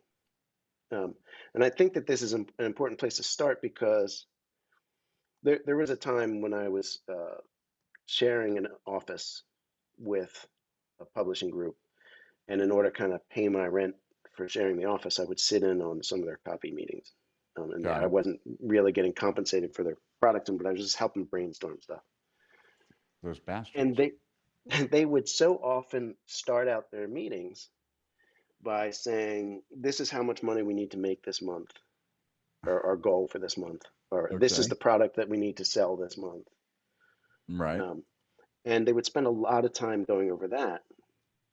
And they'd say, "Well, what do you think?" And I'd say, "I think that we're starting from the wrong position, because you're talking about the thing that you need to sell. You're talking about the budget targets, and of course, those are strategy things that you need to pay attention to. But it's kind of a, you know, there's kind of a paradox here, that if you're not talking about if you're not starting with those people, what's keeping them up at night, and et cetera, Right. then you shouldn't be trying to sell the thing that you have until you're sure that you know what they want, because you might need to change the thing you're selling, Mhm. somehow." So anyway, that has to start from some kind of emotional position, and that's always customer centric, not product centric. Mhm. Um, has to be instantly appealing. I think that this is the You know idea. what? Like, go back to the previous slide for 1 second. And I hate to do this, but I think like That's okay. Sure. If you the don't mind, I don't mind. hold on. The but there's a, and I don't know if you want to speak to this or not, right? But like, okay, so these both have emotional depth baked in, right? Right.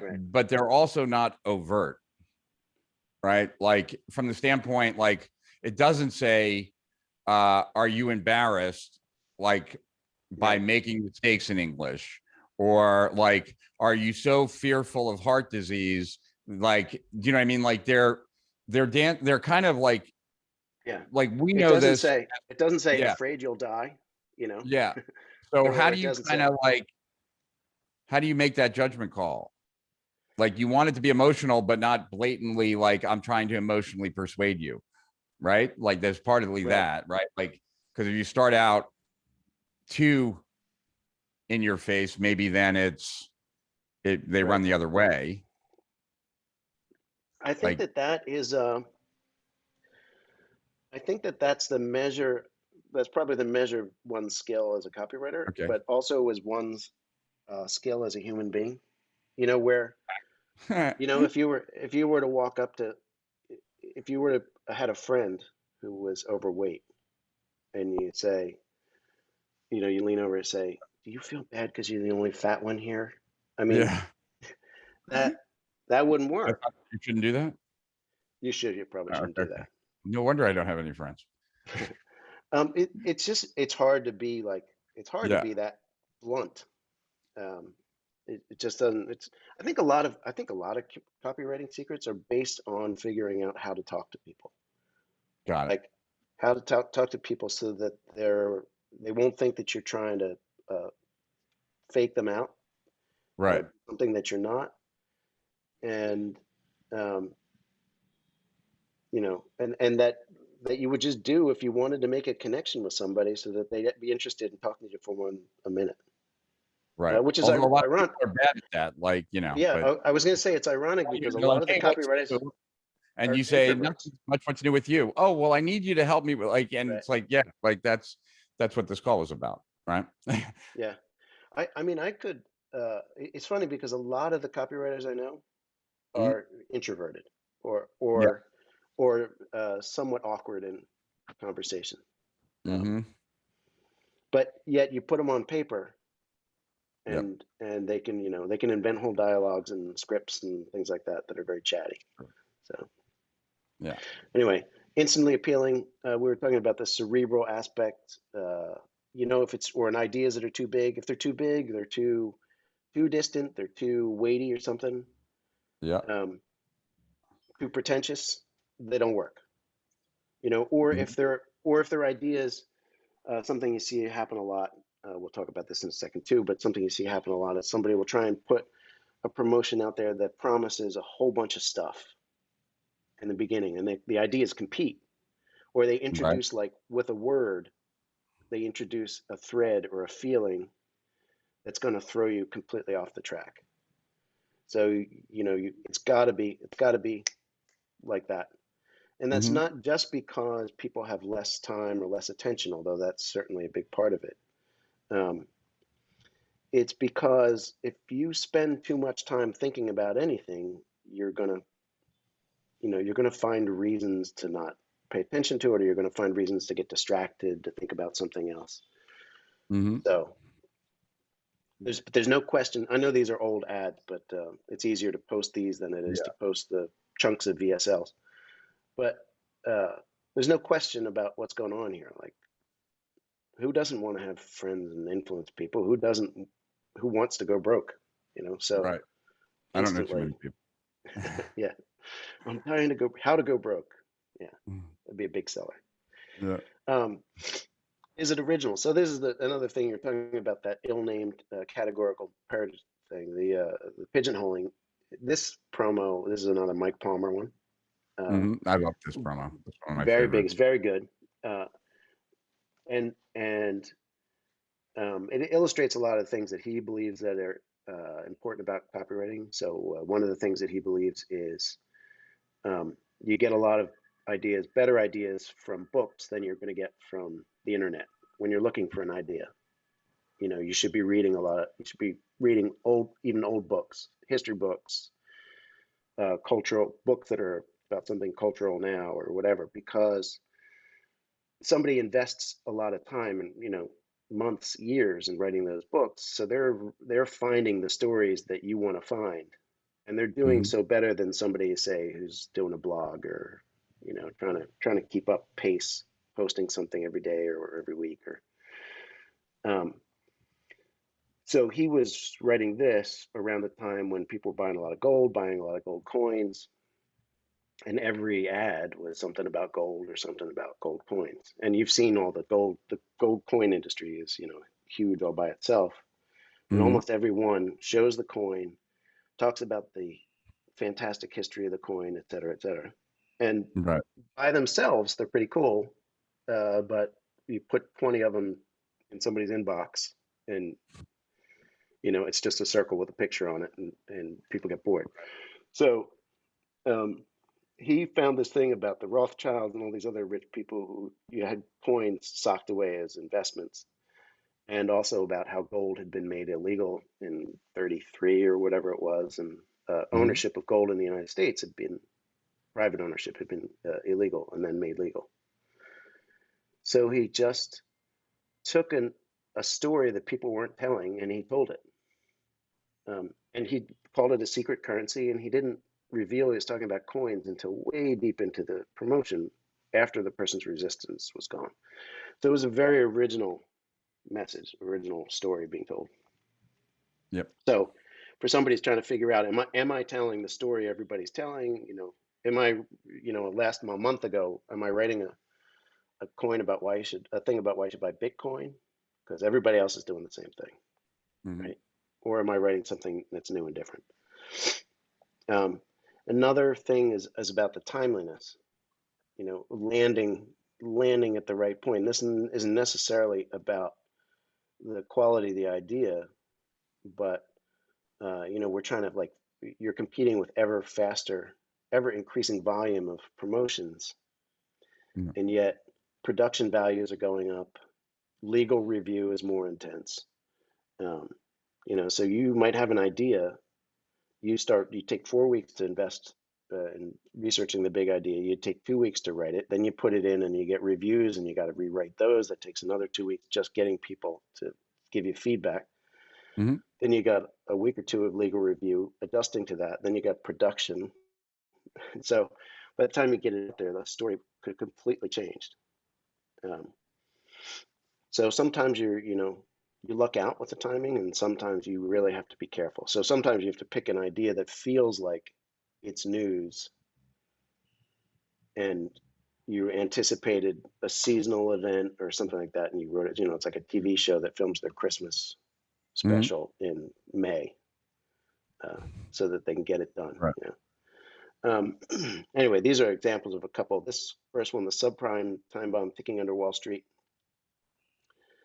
I wrote that in 2006, I think. It was a little too early because Mm-hmm. people were crazy about buying real estate.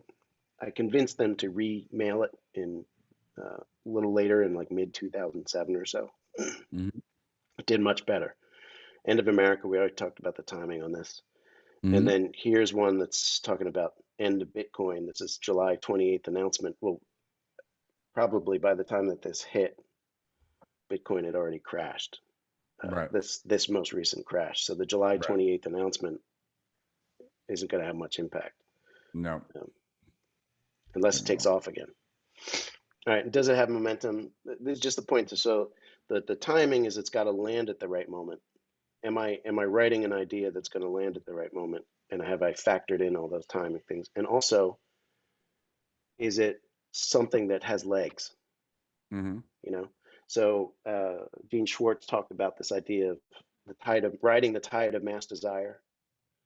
Um, his position is that you're not creating any interest. You're not creating the interest in what you're doing. You are simply tapping into it, and Mm-hmm. you hope that it's a swell that's gonna. This is that tipping Yep. point idea. Another old book, but it's got some good insights about how if you hit it the right moment, it can work for a long time. I guess that's Ogilvy's 30 years Right. point. Does it have depth? This is I think is really this is like an Agora old school idea about big ideas Right. that's looking for depth. And I say that with appreciation for what you said about things being too cerebral, Yeah. because I Yeah. think that can absolutely happen. This example is very real to me because, like, Yeah.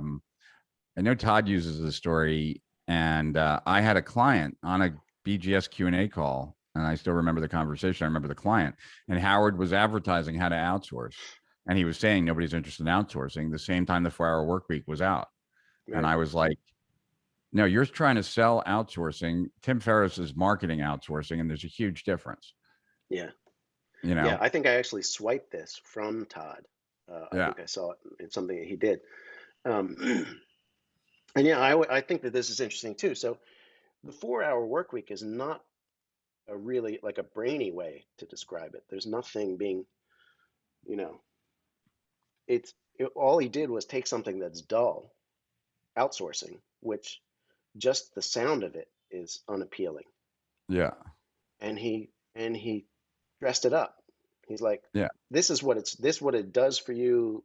This is a cool way to think of it. This is a more instant, I read how to outsource and I think I have to think, what does outsourcing mean? Even though I know what it means, it just feels so academic. I have to think about it every time. But the 4-hour Yeah. And I work week, mean, I get that. I get every word that's in that. The concept does not require any thinking. yeah, and I imagine for copywriters it's the same. Like, for marketers, like when I'm talking to marketers, I'm like, you have to connect the dots for people of all the benefits that will happen. Like, you can't just naturally assume that they're going to do the heavy lifting for you. Right. You have to do the heavy lifting, and you have to explain to people that, yeah, that like what all the benefits are. And most people don't spend enough time on that. And so because of that, they there are gaps, and they, oh, well, doesn't everybody know that, you get this out of that? And I'm like, no, not Right. everybody knows that. You got to make that very clear. And especially if I'm skimming something, certainly not going to come to me. So, yeah, totally Yeah. get that. And this is like, yeah, this is taking the ultimate benefit of the product, of the thing, and starting Right. there. Yeah. Yeah. Well, somebody's looking at going, what does it mean? What does it mean if I'm outsourcing all the time? It means you can work less, that you can Yep. get as much done without as much work. Oh, how can I say that? Right. So, yeah, nobody wakes up going, I need to outsource today. Yeah. Yeah. And this one is Gene Schwartz. definitely Yeah. this Gene Schwartz ad, but definitely a Mark Forde concept, which is, you know, uh, Mark has got this passion for Hemingway Right. writing. He likes tight, lean, short words. Uh, how tightly can you express something? Right. But which made our friendship difficult to develop for years because I'd write him these long, long emails, and he'd be like, "Oh my God, just give it to me in like 4 lines," you know. So uh, Mark is definitely the one who pushes this idea, which is as big an Agora uh, tenant, I guess, as Right. having big idea advertising is this power of one, which I think was Mhm. a totally fundamental and simple but brilliant insight, Right. which is that if you're competing for ideas um, on your own page, you're competing with yourself. Nobody's going to be interested. So I love this. Oh, this is also a long in the tooth example, but I like it because it's so stark. Both of these are for eye-based products. One is the Bates Eye Institute, the eye Mm. exercises thing. The other one is for this supplement. But on this one, the Better Vision Revolution, there are like 10 headlines on here. None of them, I don't know who wrote it, but none of them are especially good. Mhm. Um, either they're not good or they don't lead to the product. The closest one, your eyes are the windows of the world means nothing. Mhm. Uh, it's just a aphorism or something. Uh, Astonishing European breakthrough. Okay, it's interesting that it might be from somewhere else, but um, have eyes like a lynx. Most people don't even Yeah. know what a Like, why lynx not just eyes is, like an and eagle? and Yeah. right. Mm. Um, that seemed like somebody want to show off their knowledge of lynxes. Yeah. I don't even know if that's the plural of lynxes. Lynx. Mhm. Uh, can you think of anything more devastating than going blind? I don't know how that gets to the supplement, like the Yeah. happy person at the bottom who's not blind. And are you ready to beat the poor vision bullet? What? I don't know what that means. So Yeah. anyway, and then the other one is just clear. It's right. It's instantly Right. understandable. It's one because he left it at one simple idea. All right. So that's people can just leave it on the screen for a second. People can see that's just a summary of things that I would ask of a big idea that I was trying to create, that it had those aspects. Got it. So, so let's just talk about this is more Agora inside thinking about how we come up with big ideas. Um, Mhm. so, one is what Mike Palmer. We mentioned him a lot in this thing. People who know Agora's type of copywriting know who Mike is, uh, Yep. and they teach their guys to ask these three questions. So, first and foremost, trying to come up with a big idea. Forget the product, forget what we have to offer, etc. Go straight to the customer. What are they worried about, or what are they excited about? What is it that they really want to do? What is it they're afraid is going to happen? You know, sorry about those signs. So, uh, Mhm. and then once you do that, you say, who else is appealing to this customer, and how are they doing it? What's working for them? And you're looking as much to differentiate yourself as you are to, you don't want to just copy what they do. You want to do something that they're not doing. So you have to take what they do and you augment it. Um, so what's the story that they're not telling? And this works perfectly in the info world because you can adjust the products. You can add information to a product overnight. You can add features to it overnight. You don't retool any shop floor or anything like that. But so this, I saw Mike teach us at one of the AWAI things, and this is all that he did in his presentation, and it was very effective. It's a simple way to think, it's a simple process. Um, I know he does more because I know he tries to add color and things like he did in that secret currency thing by reading and researching and all that other stuff. But it's a good, simple approach. Then you've got Evaldo, Mhm. hugely successful copywriter, probably less known than Mike, but better known now as he deserves to be. Um, Yeah. I had hugely him change successful. the book. What that? I had him change his book. Like, so you probably have the older version, but because this one bothered me. So yeah, he credits like at the beginning of the book, he credits the one belief idea to Russell Brunson. And I'm like, dude, like I can't promote this book when like you're actually taking something that I developed and accrediting it to someone else. Like, and he's like, he got it from you. I'm like, yeah, he got it from me. He's like, well, you're gonna have to call Russell, and Russell's gonna have to tell me that. And I was like, okay. So I called Russell, and I'm like, Russell, like the one belief idea, where did that come from? He's like, I learned it from you. And I'm like, okay, Evaldo, change the book. So now the new version has like, he thanks me for that in the beginning, but because that is the core concept. That's really Right. ultimately what like the one belief, Oh, well, and see that's why I now, say the core concept is like a big idea. It's just removing some of the stuff that it needs to be, so it's therefore easier to do. That's all. Yeah. I'm gonna have to put an asterisk on this then, because But it's I'm from crediting. Evaldo. I mean, it's from Right, Evaldo's book for sure. right. But yeah. But I like his. I do like this one belief idea. Yeah.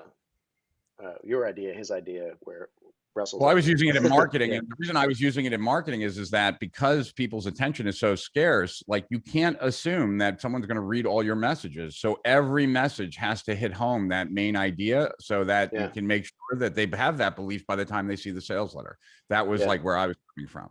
Yeah. And I think the thing that makes this statement feel like a new insight, because the new opportunity, we know that's unique selling proposition, and that's as old as whatever his name when he came up with it.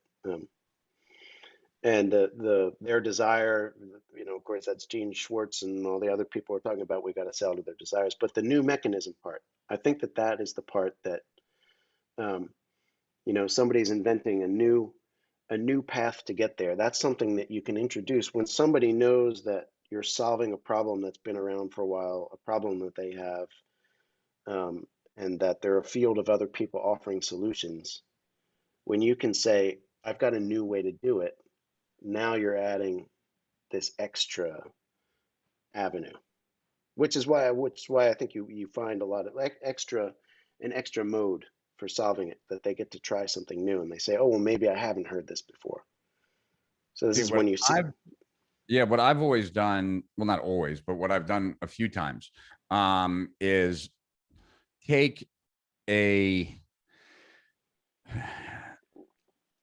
I'm looking for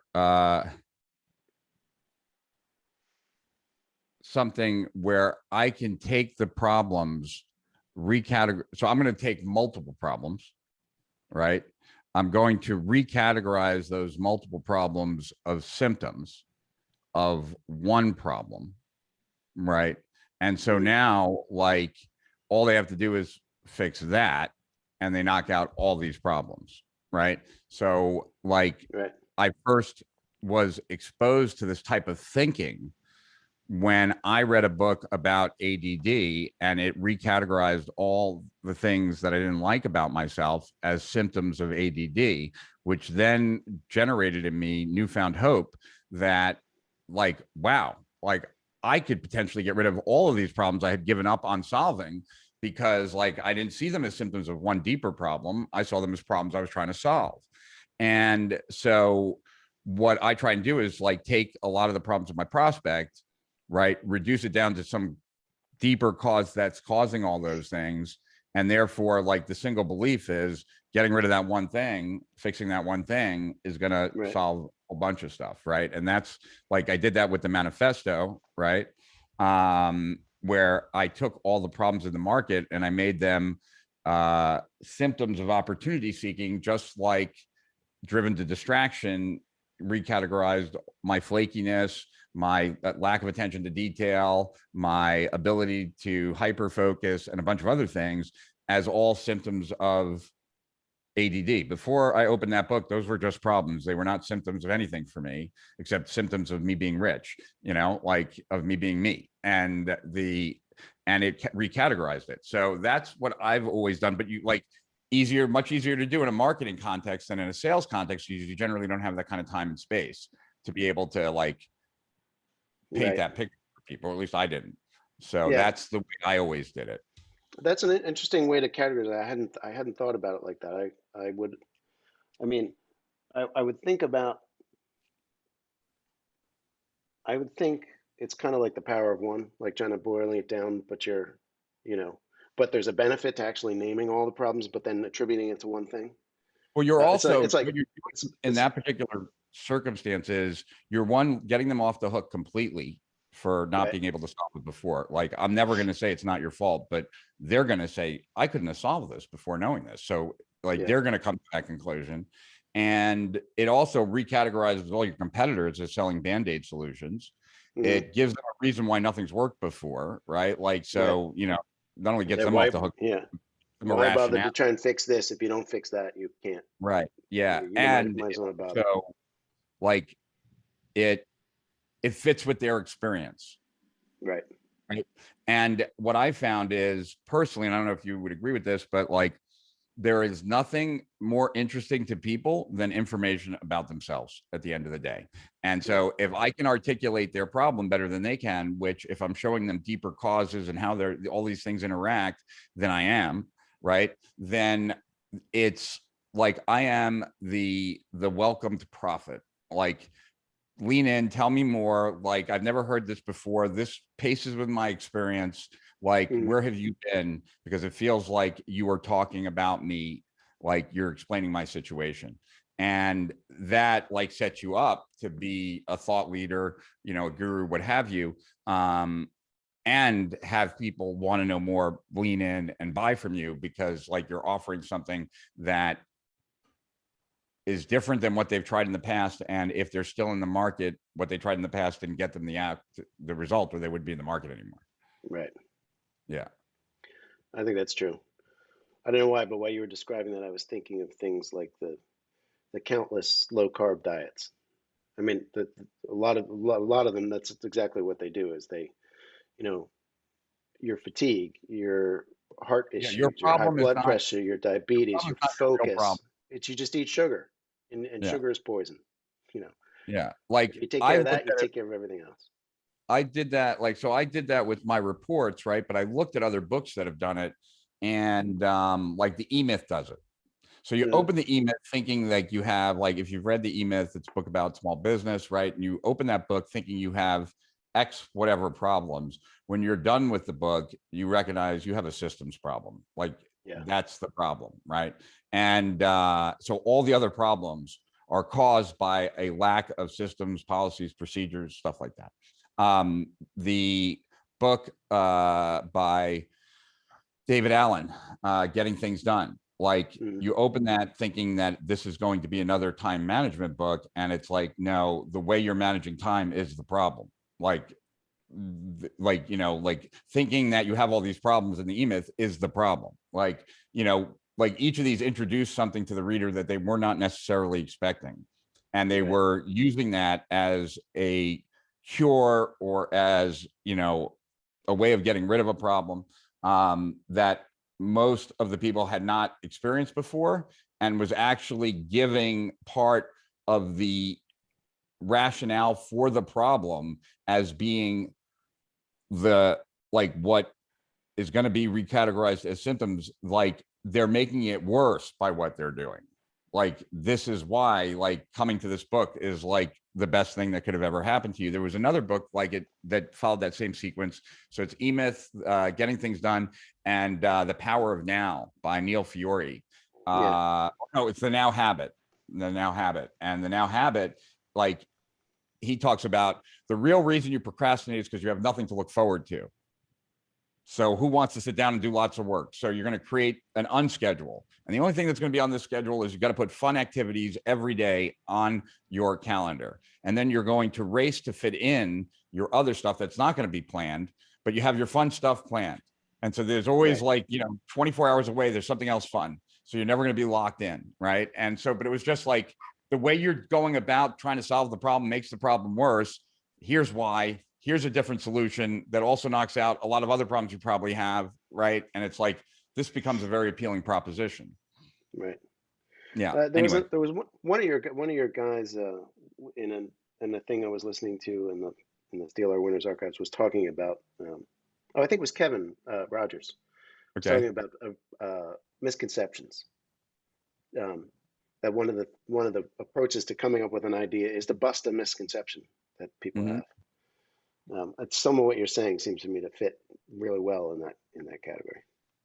Yeah. All right, here's one more thing that they teach inside Agora. They make Yeah. all the Agora copywriters memorize this sentence and repeat it back. It seems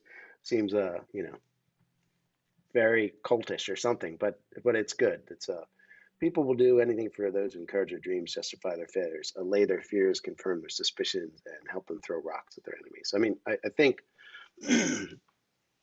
I don't know if Blair's ever met anybody from Agora, but um, so that in that sentence he's describing, if you're trying to come up with an idea that's going to appeal to people, Right. that you couldn't have a better dictum dogma to follow. Um, so any one of these, and I just try to highlight the things that are, any one of these can be a leaping point for an idea that you're going to build a promotion off of. Okay. I have a dozen that I thought of here of ways to try and come up with ideas, big ideas to start a promotion. I only want Okay. to illustrate the first six, and the seven of them, the last six we're going to Okay. zip through. They don't have demonstration slides. So we talked about this idea of they have to be emotional. Mm-hmm. One of the Agora, uh, this resident emotions, this is a Clayton Makepeace term, I believe he came up with it. But Yeah. his idea was that generally people have a lot of emotions that they're not aware that they actually have, but that they feel them strongly, but they can't articulate them, or they're just not comfortable with them enough to articulate them. So Mark used to talk about, um, well, before I jump into the thing about Mark, I don't know if we need to do this. I don't know if this is too basic for your guys, but um, people are, when you write to the people, you have to understand people. I was saying before that a lot of copywriting is just figuring out how to communicate one-on-one with people in a way that is appealing to them. In order to do that, you have to understand what's going on kind of underneath the surface. Mm-hmm. Um, so when somebody comes to you, they come to you with a belief that you will not sway. And it's a waste to try to change those beliefs. Mm-hmm. Um, something in their life might change it, but it's only them who can guide that change in belief. You can't do that with copy. Right. So you have to understand where are they right now? What belief system did they wake up with this morning? What do they bring to you when they have their when they look for something? And that's leads to the desire that they came to you for a reason. If you don't appeal to that reason, if you don't show you feel their pain or know what they want, then they don't have time for you. So that's part of Mm-hmm. what triggers that pigeonholing or whatever, that person is not somebody I want to pay attention to. They have this instinct that says to them, should I stay or should I go? And so you find out what they desire, and then identifications is what do people want for themselves? What do they feel insecure about? Like, what are their ambitions? How do they want to picture themselves Right. down the line?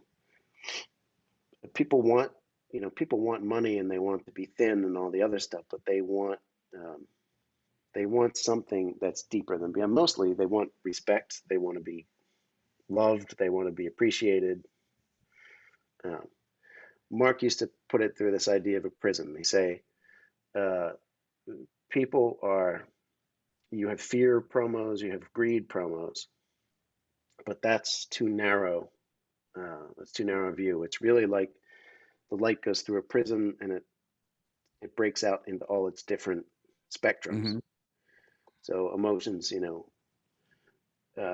what's happening underneath those things that we're promising people. So um, I think this is part of like you mentioned about those emotional samples that I put up on the screen, the new hope for heart disease, and they're not blunt. You can't you can't say to somebody the thing that's inside because it's too personal or too unconscious.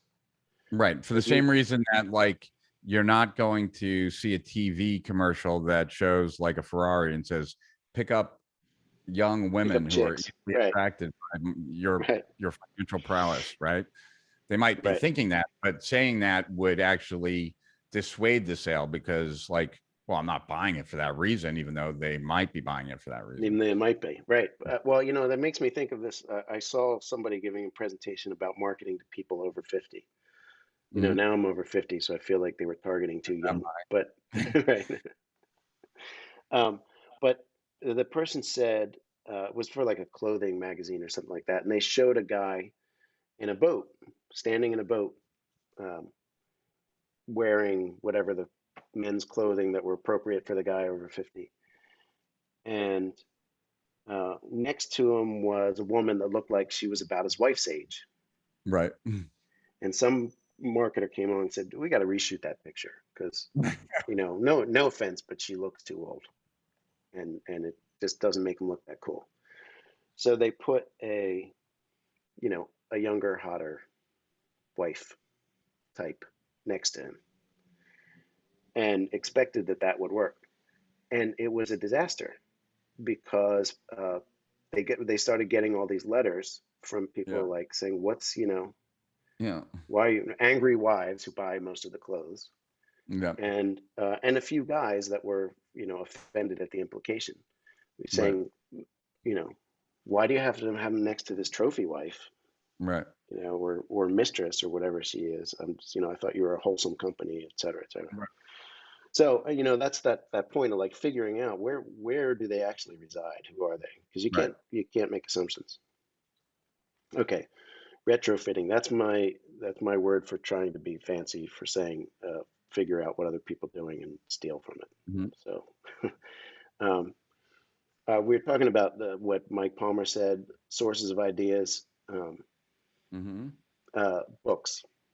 I have I have an Audible subscription um, that I just use to get books, business books, things that are related to stuff I'm writing about, things that are related about how to do persuasion and things like that. And I listen to them on, you know, when I'm taking a walk. I listen to them when I'm cleaning up, whatever. But I do that. I'm doing that all the time. And from the very beginning, when I was writing copy, I had the tapes that were playing in my car, tapes that were Yeah. playing when I was in the apartment. I think everybody's familiar with that, but you forget that you just have to Mhm. have a constant input of stuff because you Yep. have no idea which one is going to be the one that sparks the big idea, or that contributes the knowledge that's going to be help you elevate the concept. So just tons of inputs, and not just not. I have a Kindle app and the Books app on my Mac. I put Mhm. my leisure reading in the Books app and my business stuff in the Kindle app, Got it. just to keep it separate. But movies, TV, I've heard a lot of copywriters saying you got to read the National Enquirer. Mhm. You know, you just got to pour in that stuff. But of course, swipes from old promos, new promos. You guys probably know Swipeworthy. That's very famous, but they just have everything. They have small ads, Facebook ads, and display ads, and letters, and print ads, and all kinds of stuff. Good, that's good to read. A lot of good commentary on those. Info marketing blog, Lawrence Bernstein stuff. That's all old school. Think Gene Schwartz and older ads. But mostly the fine wines, not the spoiled milk. So Yeah. a lot of good stuff there. This guy in the financial field, he's basically, I guess someone would like think it's a kind of a parasitic relationship where he's exposing the teases that we try to keep cloaked to make a Mhm. sale. Um, but I've corresponded with him before, like when he's gotten a promo of mine and he's gotten the tease wrong, Right. uh, or something. Um, but it's cool to go on this site because you'll see the promotion that's working. He'll tell you that everybody's writing in because how people are responding to it, the kind of anecdotal Hmm.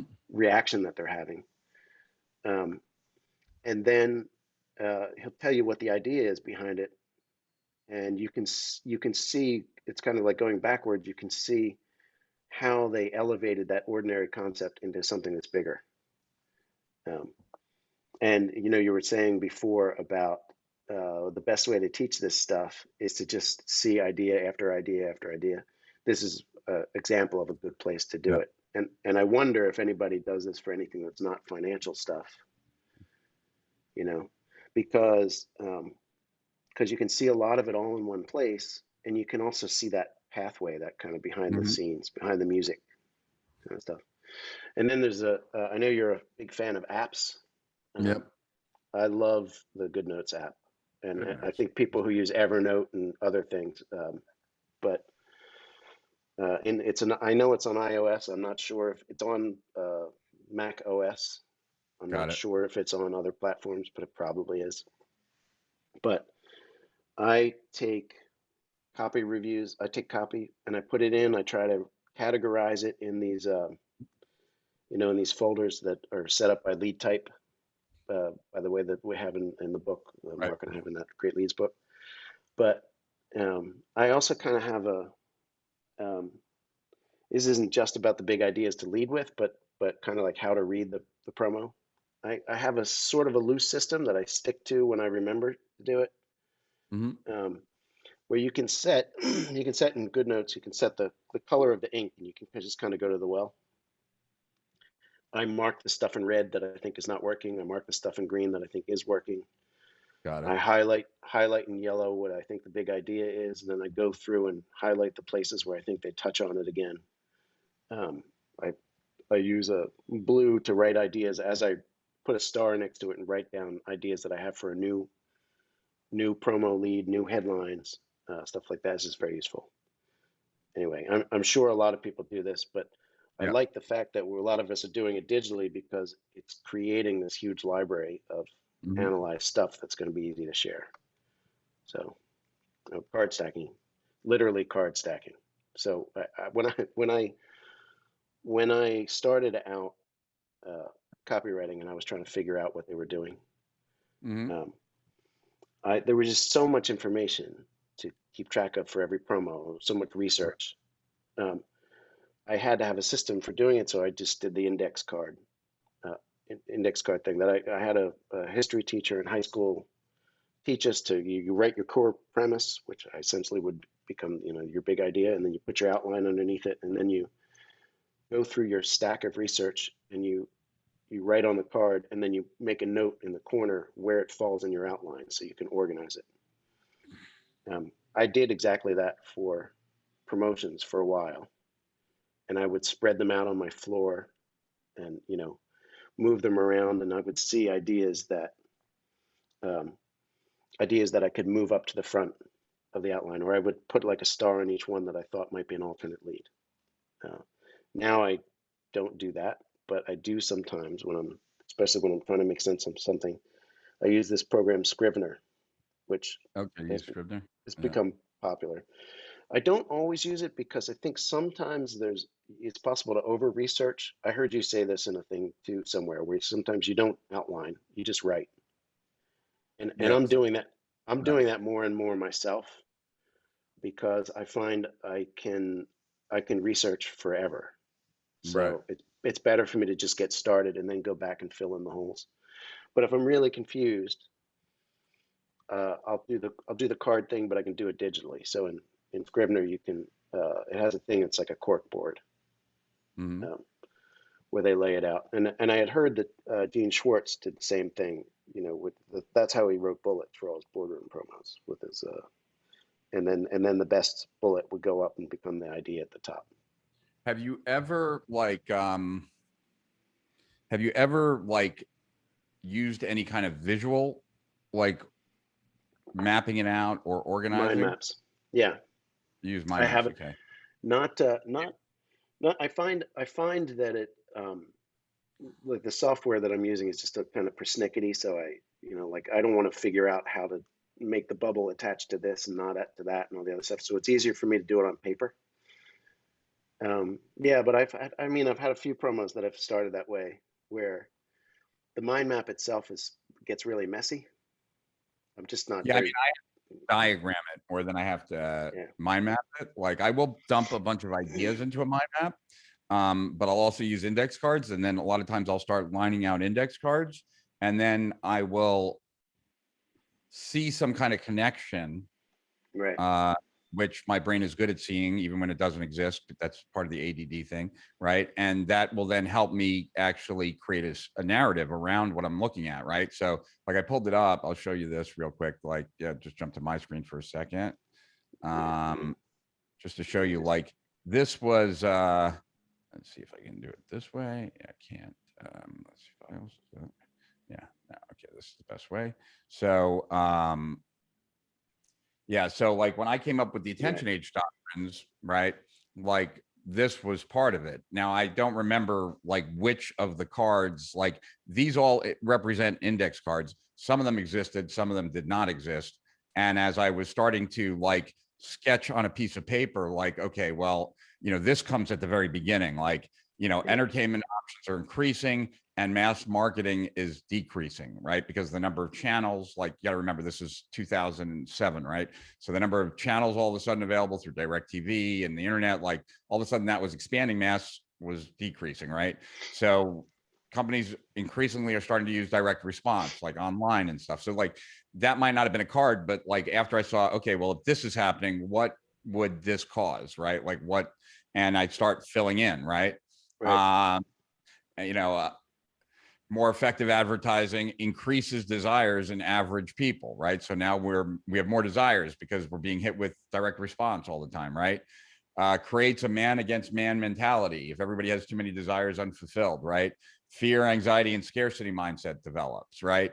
Decrease in personal morals and ethical norms happens, right? Like, and I'm just trying to like craft a narrative that my promotion is going to be backed based on, kind of, but a lay of the land, like what are the cause and effect relationships here that I can play with. And I'm not saying any of this is right, but this helped me like crystallize the Yeah. thought process as a way of kind of like, okay, now I can tell the story about what's happening in the world in a way that will resonate with what their experience and also what's happening. So like back to Joe's, like in meeting one of Agora Copy Bootcamp, the three circles, there's the prospect, there's the world, and there's the product. This represents the world, Yeah. right? And now I'm going to create the need for a product based on them being in this new world, Yeah. right? Uh, so that was like, you know, Well, I think we can leave that up for a second. I think I I mean yeah, so I wonder I think your mind and mine probably work a lot the same. But um I think that uh when I'm trying to come up with an idea, mhm, I very much like the idea of connections because I think that that is the essence of creativity. That yeah, the creativity you're never inventing something new. Wherever the new thing began, I don't know, but it was prior to me. What I'm trying to invent is a connection between something that that person understands and mhm, something I want them to add to their understanding. And that it's that stuff that happens in the ether that's the part that gives them that kind of aha feeling, like, oh, I get part of that and now I get it better. So I think that this shows, so like this a mind map, the benefit of a mind map, I think, for somebody who's trying to create an idea is that it it removes the anxiety of too many things. It puts it on the paper so they Hmm. can now find their focus. So like if you were to write a promotion around it, you might want all these points, or you might not want all these points. But now that you can see the connections, you can find your pathway that's like the best short pathway from what they understand to what you want them to understand.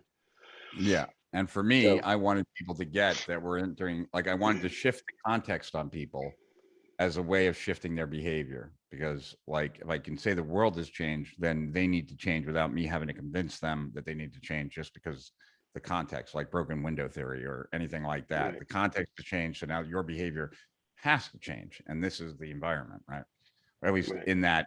And as I look at it now, like, there's like a lot of stuff that I would maybe draw a little bit differently today, but this is what I felt back then, right? Like, like, I think companies increasingly using direct response marketing, which is like the first green box, like over on the right, like first, like row, right? Like, well, the internet explosion certainly caused that, right? The internet also increased the entertainment options, because YouTube and all this stuff happened after I wrote this.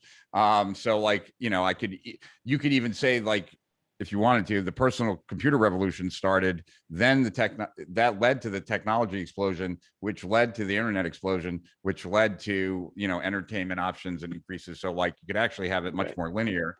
But at that time, really, like, all I wanted to get to was that end point, which is all the rules for business growth and marketing effectiveness and personal performance have changed. Because right, if they've changed, now I'm going to tell you how it is, but I need to first get you there so that you see that it's changed.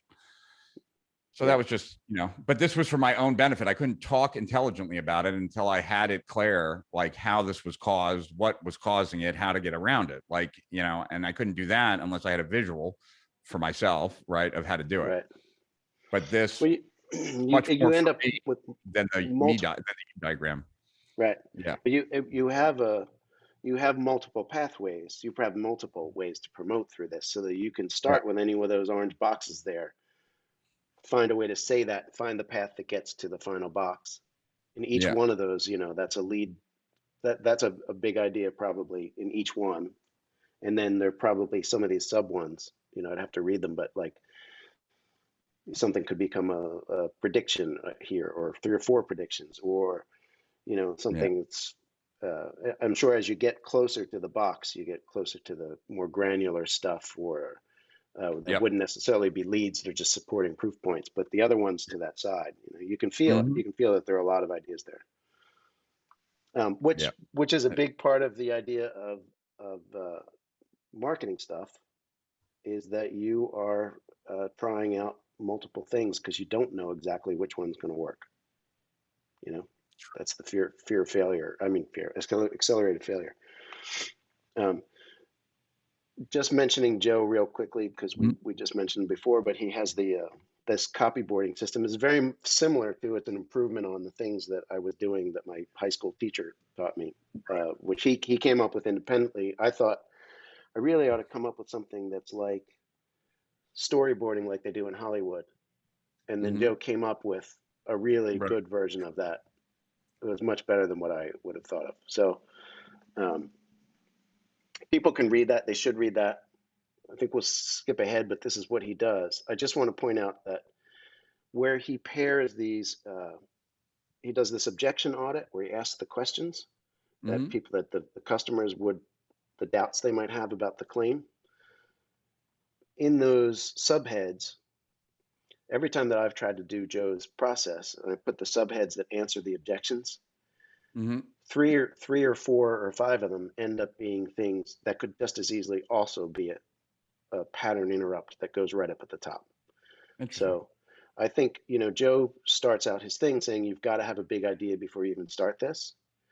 I would say go ahead and do a rough draft of what you think your big idea is, Mhm. and get to the And part where you're answering the objections. You might actually find it later. mhm. So you have a guy. I keep referring to your Steal Our Winners archives because I Right. just spent so much time looking at them to try and figure out what to say. But you had a guy that you sent me who talked about how to illustrate his big idea, Mhm. which got me thinking about you know, format tests, just kind of clever ways and just different, just things to do that are different. So I mentioned that income experiment thing that Magic Income that came out of a David Blaine street video, uh, street magic thing. And we literally had James go up to people in New York and show them how to make money real fast with a like a Right. timer running. So equally, whenever I do anything for James, you know, it's kind of like the man in the Hathaway shirt with the eye Right. patch. James is an interesting, eccentric guy. He knows that. He knows that if he gets a haircut, it's going to hurt his marketability Yep. because he doesn't look like everybody else. And he never explains why he's got that hairdo, but it just makes him more intriguing. So Mm-hmm. I always try to show them, and he knows that. I mean, it's part of his marketing. Uh, we had a guy. Oh, well, this guest check. So Yeah. another Altucher thing is that he writes all his notes on waiter pads. Mm-hmm. You know, so when this promo got tired, it was around November, December, and we Right. knew that New Year's was coming up, and then he had resolutions. So we came up with this income revolution where he resolution where he would show people how to make $25,000 a year in extra income, and then we put a guest. I just took a picture of a guest check from the internet, and I drew on my iPad. I just wrote out those resolutions and etc. Right. Um, and that was successful. And then we had like a certificate pledge, and when Right. the resolution stuff went on. Anyway, so just pattern interrupt. So Mm-hmm. here we have another guy did Zach did put selling, Right. um, and we were just trying to figure out something different. So we had him take a lie detector test on I think that's camera awesome. to swear that he was telling the truth. It was really possible. So we had him, you know, we had nervous music in the background um, and the things attached to his arm and all the other stuff. Mhm. Um, this just more this kind of like how to give dimension to an idea. So you take an ordinary idea and you twist it. So we talked about the one that Mike Palmer did, the secret currency, when he was just talking about gold coins.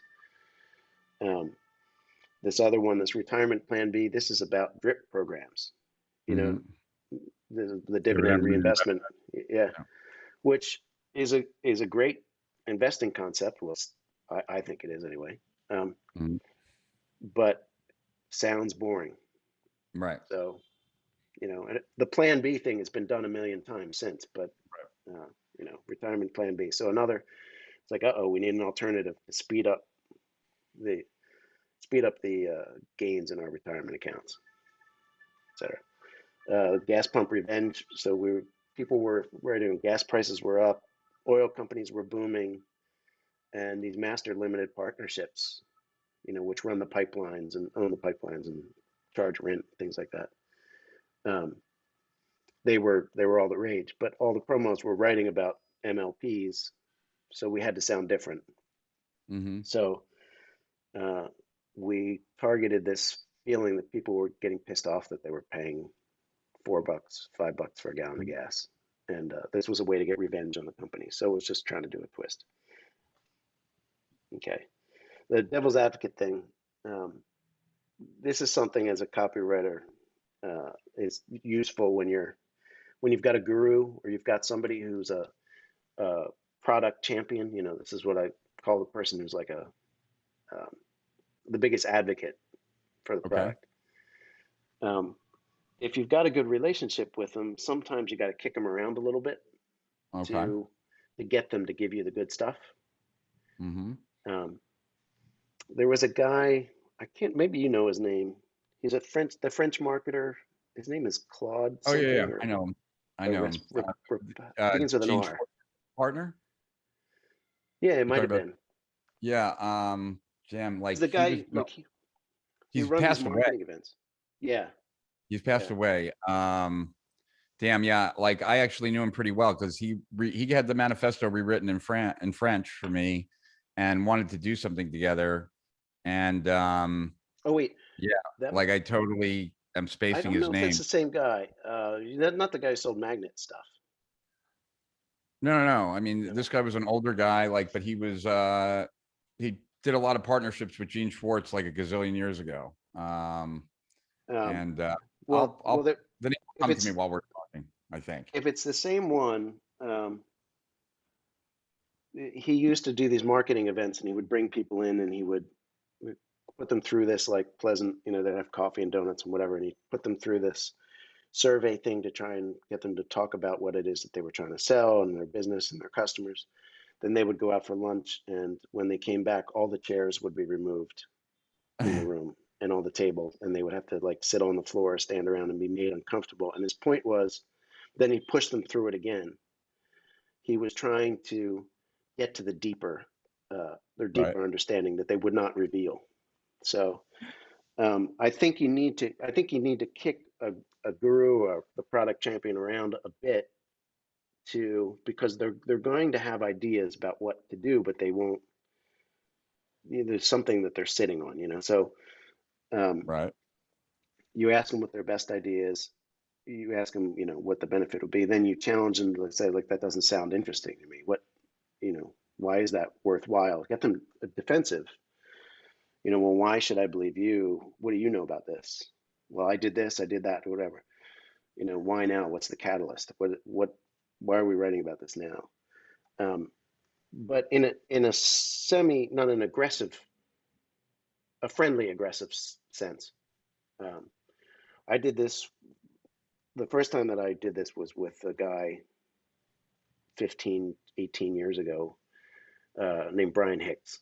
He was one of Okay. our investment guys, and he had a biotech letter. He was a young guy, and we wanted to do a stock driven promo, and we were looking for a big idea to put on the top of this. It was for a launch for this thing, and he had stacks of company prospectuses, prospecti. That's I don't know what the plural of prospectus is.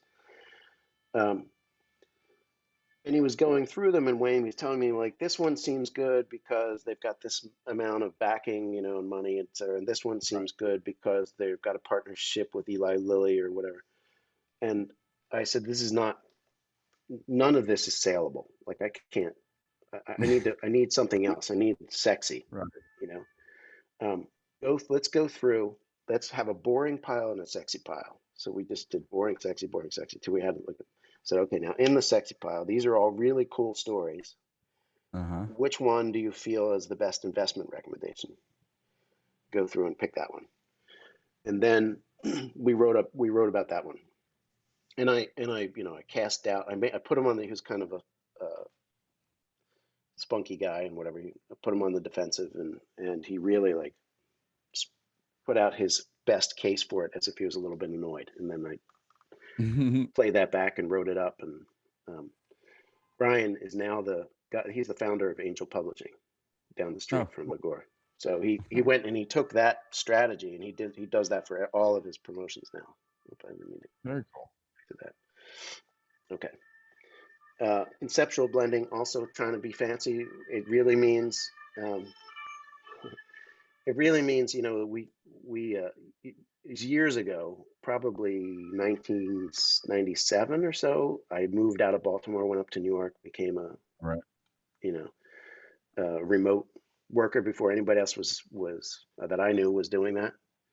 Okay. And really, because Bill took me out to lunch one day and he said, you can do this from wherever you want. And I said, great, I'm going to Uh-huh. move to New York. And since then, I've been writing from all different places, all over the world, traveling and stuff like that. People ask me, that's what I want to do. I want to be able to travel and write. Now, Right. fast forward, we're in this pandemic era where everybody's a remote worker and we're coming out of it and people don't want to go back to the office. They like the remote thing. Um, but what the people that ask me about that don't know is that I had the hardest time in the beginning being remote. You Right. become Yeah. paranoid that every email is going to be misread, or every email that you're reading, you might be misreading, reading emotion into it. Nobody gets back to you, and you think it's because they hate you, and all this other stuff. I find this conceptual blending. I find I have to. I have to be face to face. I have to have these kinds of conversations that kind of bounce around, because that's where you get, you knock into the interesting stuff. I have to talk to people that are not writing copy, and this is so Mhm. conceptual blending is just a fancy way of you just have to cross paths with people and talk to them. I'll go to Agora in Baltimore, and I will come away with 20 promo ideas. You know that what I'll go down there not sure what I'm going to be working on, and I'll come away not sure if I can work on all of it in time. Right. So and it's a big, people just forget that, and I think I think it's important right now because people are going to think that they can get away without doing that, but you gotta get around people. So, and these are just two books that I really like that both talk about this idea of, where Pixar used to have the bathrooms on a certain Right. floor, so people would have to pass the other desks. Right. But 3M and some other companies, they all do it. Um, that's kind of where people job swap and things like that. These are both really good books, by the way, and I have never recommended them to anybody without the people who read them coming back and saying they were fantastic. I met Steve Johnson a long time ago. Yeah. Oh yeah, Yeah. that But would be these were all, interesting. what's that? That would be. I would like to meet him. He Yeah. It seems was like a at fascinating South by guy. Southwest, my first one I think I ever went to. Yeah. A long time ago. Um, He had written another book at that time. I forget what it was, but Everything bad force is good for you. might have been that. Yeah. Forcing feedback, accelerated failure, cub reads, cold reads. Oh, that's interesting. Table reads, format Yeah, testing. they Got it. really. These are. We can just talk about them just real fast. Okay. Got to get the ideas in front of people, and they've got to. You got to get feedback. You got to say to somebody, "Listen, this is raw stuff. Give me your Mhm. feedback."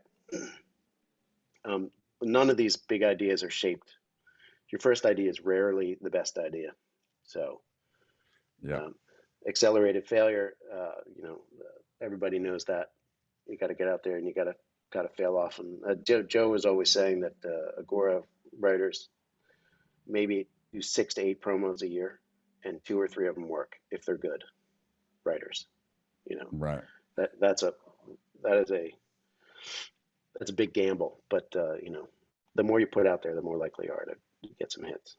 Um, That makes sense. Cub, the Cub reads. This is a Mike Palmer innovation. This is just um, these things are like things that they set up to review whole promotions. So with his Cub read, it stands for confusing, unbelievable, and boring.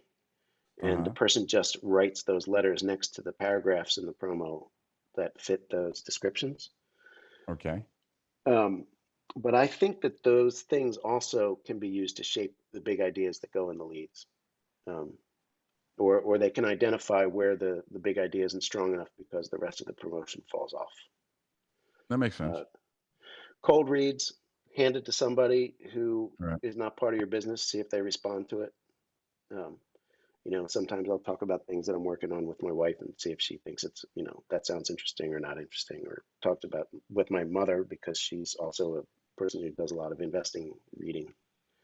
Got it. Um, Table reads, this is something that they do in Baltimore where they sit down, they have like 6 or 7 writers sit around and one person reads their copy. The other people just take notes while they do it. Right. I think a thing that's valuable with that or with the cold read is just to say to somebody after they're done, just give me 3 things, read it, give me 3 things you remember, anything you remember. And those things that stand out, if there's agreement among the people that read it, that might be something you want to move to the top test lead, you know. Um, and we Makes already sense. talked about format testing. Right. So huge breakthroughs just from changing format. So I don't know what the next VSL is going to be, but I hope somebody thinks of it. Of course. Yeah. And so do you have like a general approach as like how you go about it? About what's it?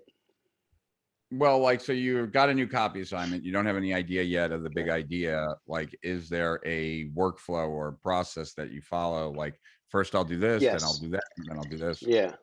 Yeah. Yeah. So I think first thing I try and do is I try to get I try to get somebody to figure it out for me. So Mhm. I call people and I get on the phone and I just try and I ask as many dumb questions as I can, Mhm. just to get up to speed because I want an expert there. I want somebody who cares about it. They'll say a lot of things, and that'll usually give me uh, a clue, something, a lead to chase, Got it. detective sense of the lead, not a promo lead. And I'll go and I'll go read and um, read the promos that have been written before, if there are any. Mhm. Um, read any editorial if it's an editorial situation. Uh, read articles about the point that they made. Just trying to get enough to give me more dumb questions to ask, and then I'll try to have another call. Got it. Uh, Yeah, and I do the same. I will get on a lot of phone calls and try and, like, when I'm trying to break apart an idea, um, is there a, like, so okay, we've covered a lot of ground, right? yeah, And we've got like 6 more minutes before I got a jet. And so as like, let me rattle off some quick questions to you. And if there's anything that you want to make sure that to say, then by all means, make sure to fit it in these questions. Um, so like, I guess the first question is, okay, someone's watched all this, like, what guidance can you give that like for people as far as like, should they pursue trying to figure out a big idea or not? I think you got to know the first thing you got to know is who it is that you're writing to. Okay. If they're and you ask yourself that Gene Schwartz question: what's their awareness level? Mhm. What do they know? Do you need to? Is there a relationship building that you need to do? If there is, then the better chance that you need to have a big idea. You need Mhm. some kind of indirect way in because you're not just offering them a solution or making a claim. You're also trying to establish that credibility, that bridge between you, that why should I trust you? Why do I like you, etc. Um, if there is a lot of awareness, you probably don't need a huge idea. You can be nice and direct. Um, I mean, is it a captive audience? Is it somebody that's already buying this stuff? Mhm. Uh, and also how much exposure do they have of other people? Are they getting constant pitches? Um, because if they are, then again, you probably need more uniqueness, bigger idea kind of thing.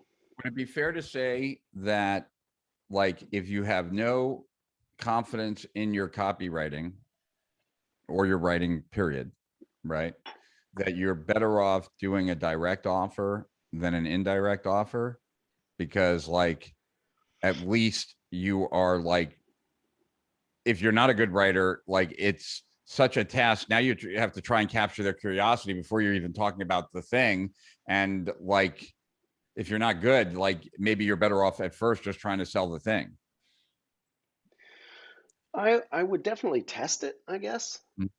It depends. It really does depend on who you're selling to, though. I think because um, they'll be turned off by your directness, or they'll be bored by it if you're either if you're going to Yeah, be look, I'm direct that and it's hypey, certainly is, direct and but you know, it's yeah, also like, what are you capable of when you're starting? And yeah, I mean, in some markets, you can get away with more direct, without it yeah, being as problematic. Not that an indirect wouldn't do sure, better, but that, you're not as discounting sales like by, or reducing sales as much by being direct. yeah. The I Is guess there, when you yeah, say go in ahead. the markets, one aspect of that market would be the awareness level of the customer. But I guess also you've got to think about what is the product that you're selling. This is like, do you need a big indirect idea uh, to sell a gallon of milk? Right. Not really. No. Although although somebody would be like, well, that's not true. You could have lactose-free milk. You could have bio uh, and organic milk. You could have milk that's only from cows that have been fed you know, Right. Swiss chocolates, you know, Yeah. whatever's out there. So, yeah, I guess it depends on on your customer. This is, you know, and that's funny because it goes back to Joe's diagram, the Hmm. person, the product, you know, the world, the market. And So would you with that, say so? Yeah, like as we come to a close here, anything I should have asked that I didn't, anything that you want people to know about big ideas that we didn't cover, anything like, before we end the interview that you wanted to make sure you got through. I think we've given them a lot, but Yeah. I can't think of a zinger for people. All right. Um, But I would nothing say, critical that you felt like we didn't cover. no, I don't think so. I think really for me, when I'm trying to figure out what the big idea is, I start by trying to be the dumbest person in the room and ask a lot of questions. And then somebody says something that's like, boom, that's good. Got You you. know, And one thing, if you've never tried it, I would say you could also you could look at I'll be on in like a minute. You could look at like uh what videos are getting lots of views in your niche, like on YouTube, right? You could look at BuzzSumo, yeah, which gives you like viral pass along of different articles. So you can see if there's any like things that are getting a lot of pass along. Maybe it's something of interest that like a big idea could be like behind. And I'm sure there are other things like looking at it, but it really, like, I think it's about where people probably miss the boat most, and tell me if you agree or not, and if you disagree, why. They I think most of the marketers that I talk to understand their customers pretty well, and they understand their product pretty well. What they don't necessarily give enough thought about is the world that their prospect lives in and what can be leveraged from that to kind of make the connection from their product to the prospect. Would you yeah. say that? The big I idea is wouldn't, really leveraging that outside world in some way. uh, I wouldn't, I wouldn't de-emphasize Mhm. understanding the prospect because I think we often think we Sure. understand more than we do. Um, Right. but what part of what shapes understanding that prospect is understanding the context in which they operate. So, Right. um, Cool. There's other stuff I'd bring up, but I want, we've gone long enough on this one. This has been great. I really yeah, appreciate you, and I appreciate the info. And I will get you that little write up as far as like why a big idea.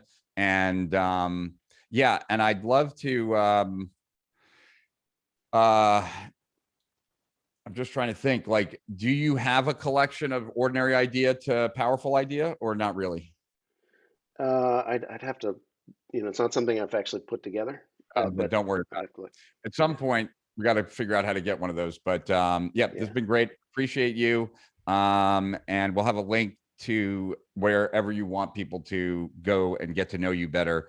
We'll have a link right underneath this video for you. And so Copywritersroundtable.com. That'd be good. cool. Just go to the, yeah. That's what we'll send people. And that's it, man. So thank you once again, and Thank we'll you, speak soon. Rich. Thanks for, you know, all this time. So I Yeah. hope we haven't exhausted people, but Yeah. Well, what, they can watch it high speed. all right. Hope to see you in Baltimore. And if not, then Yeah. I'll be See you in soon. Florida and I'll be in Delray in October. Cool. All That's the right. latest then, I guess. Speak soon. Bye. Take care.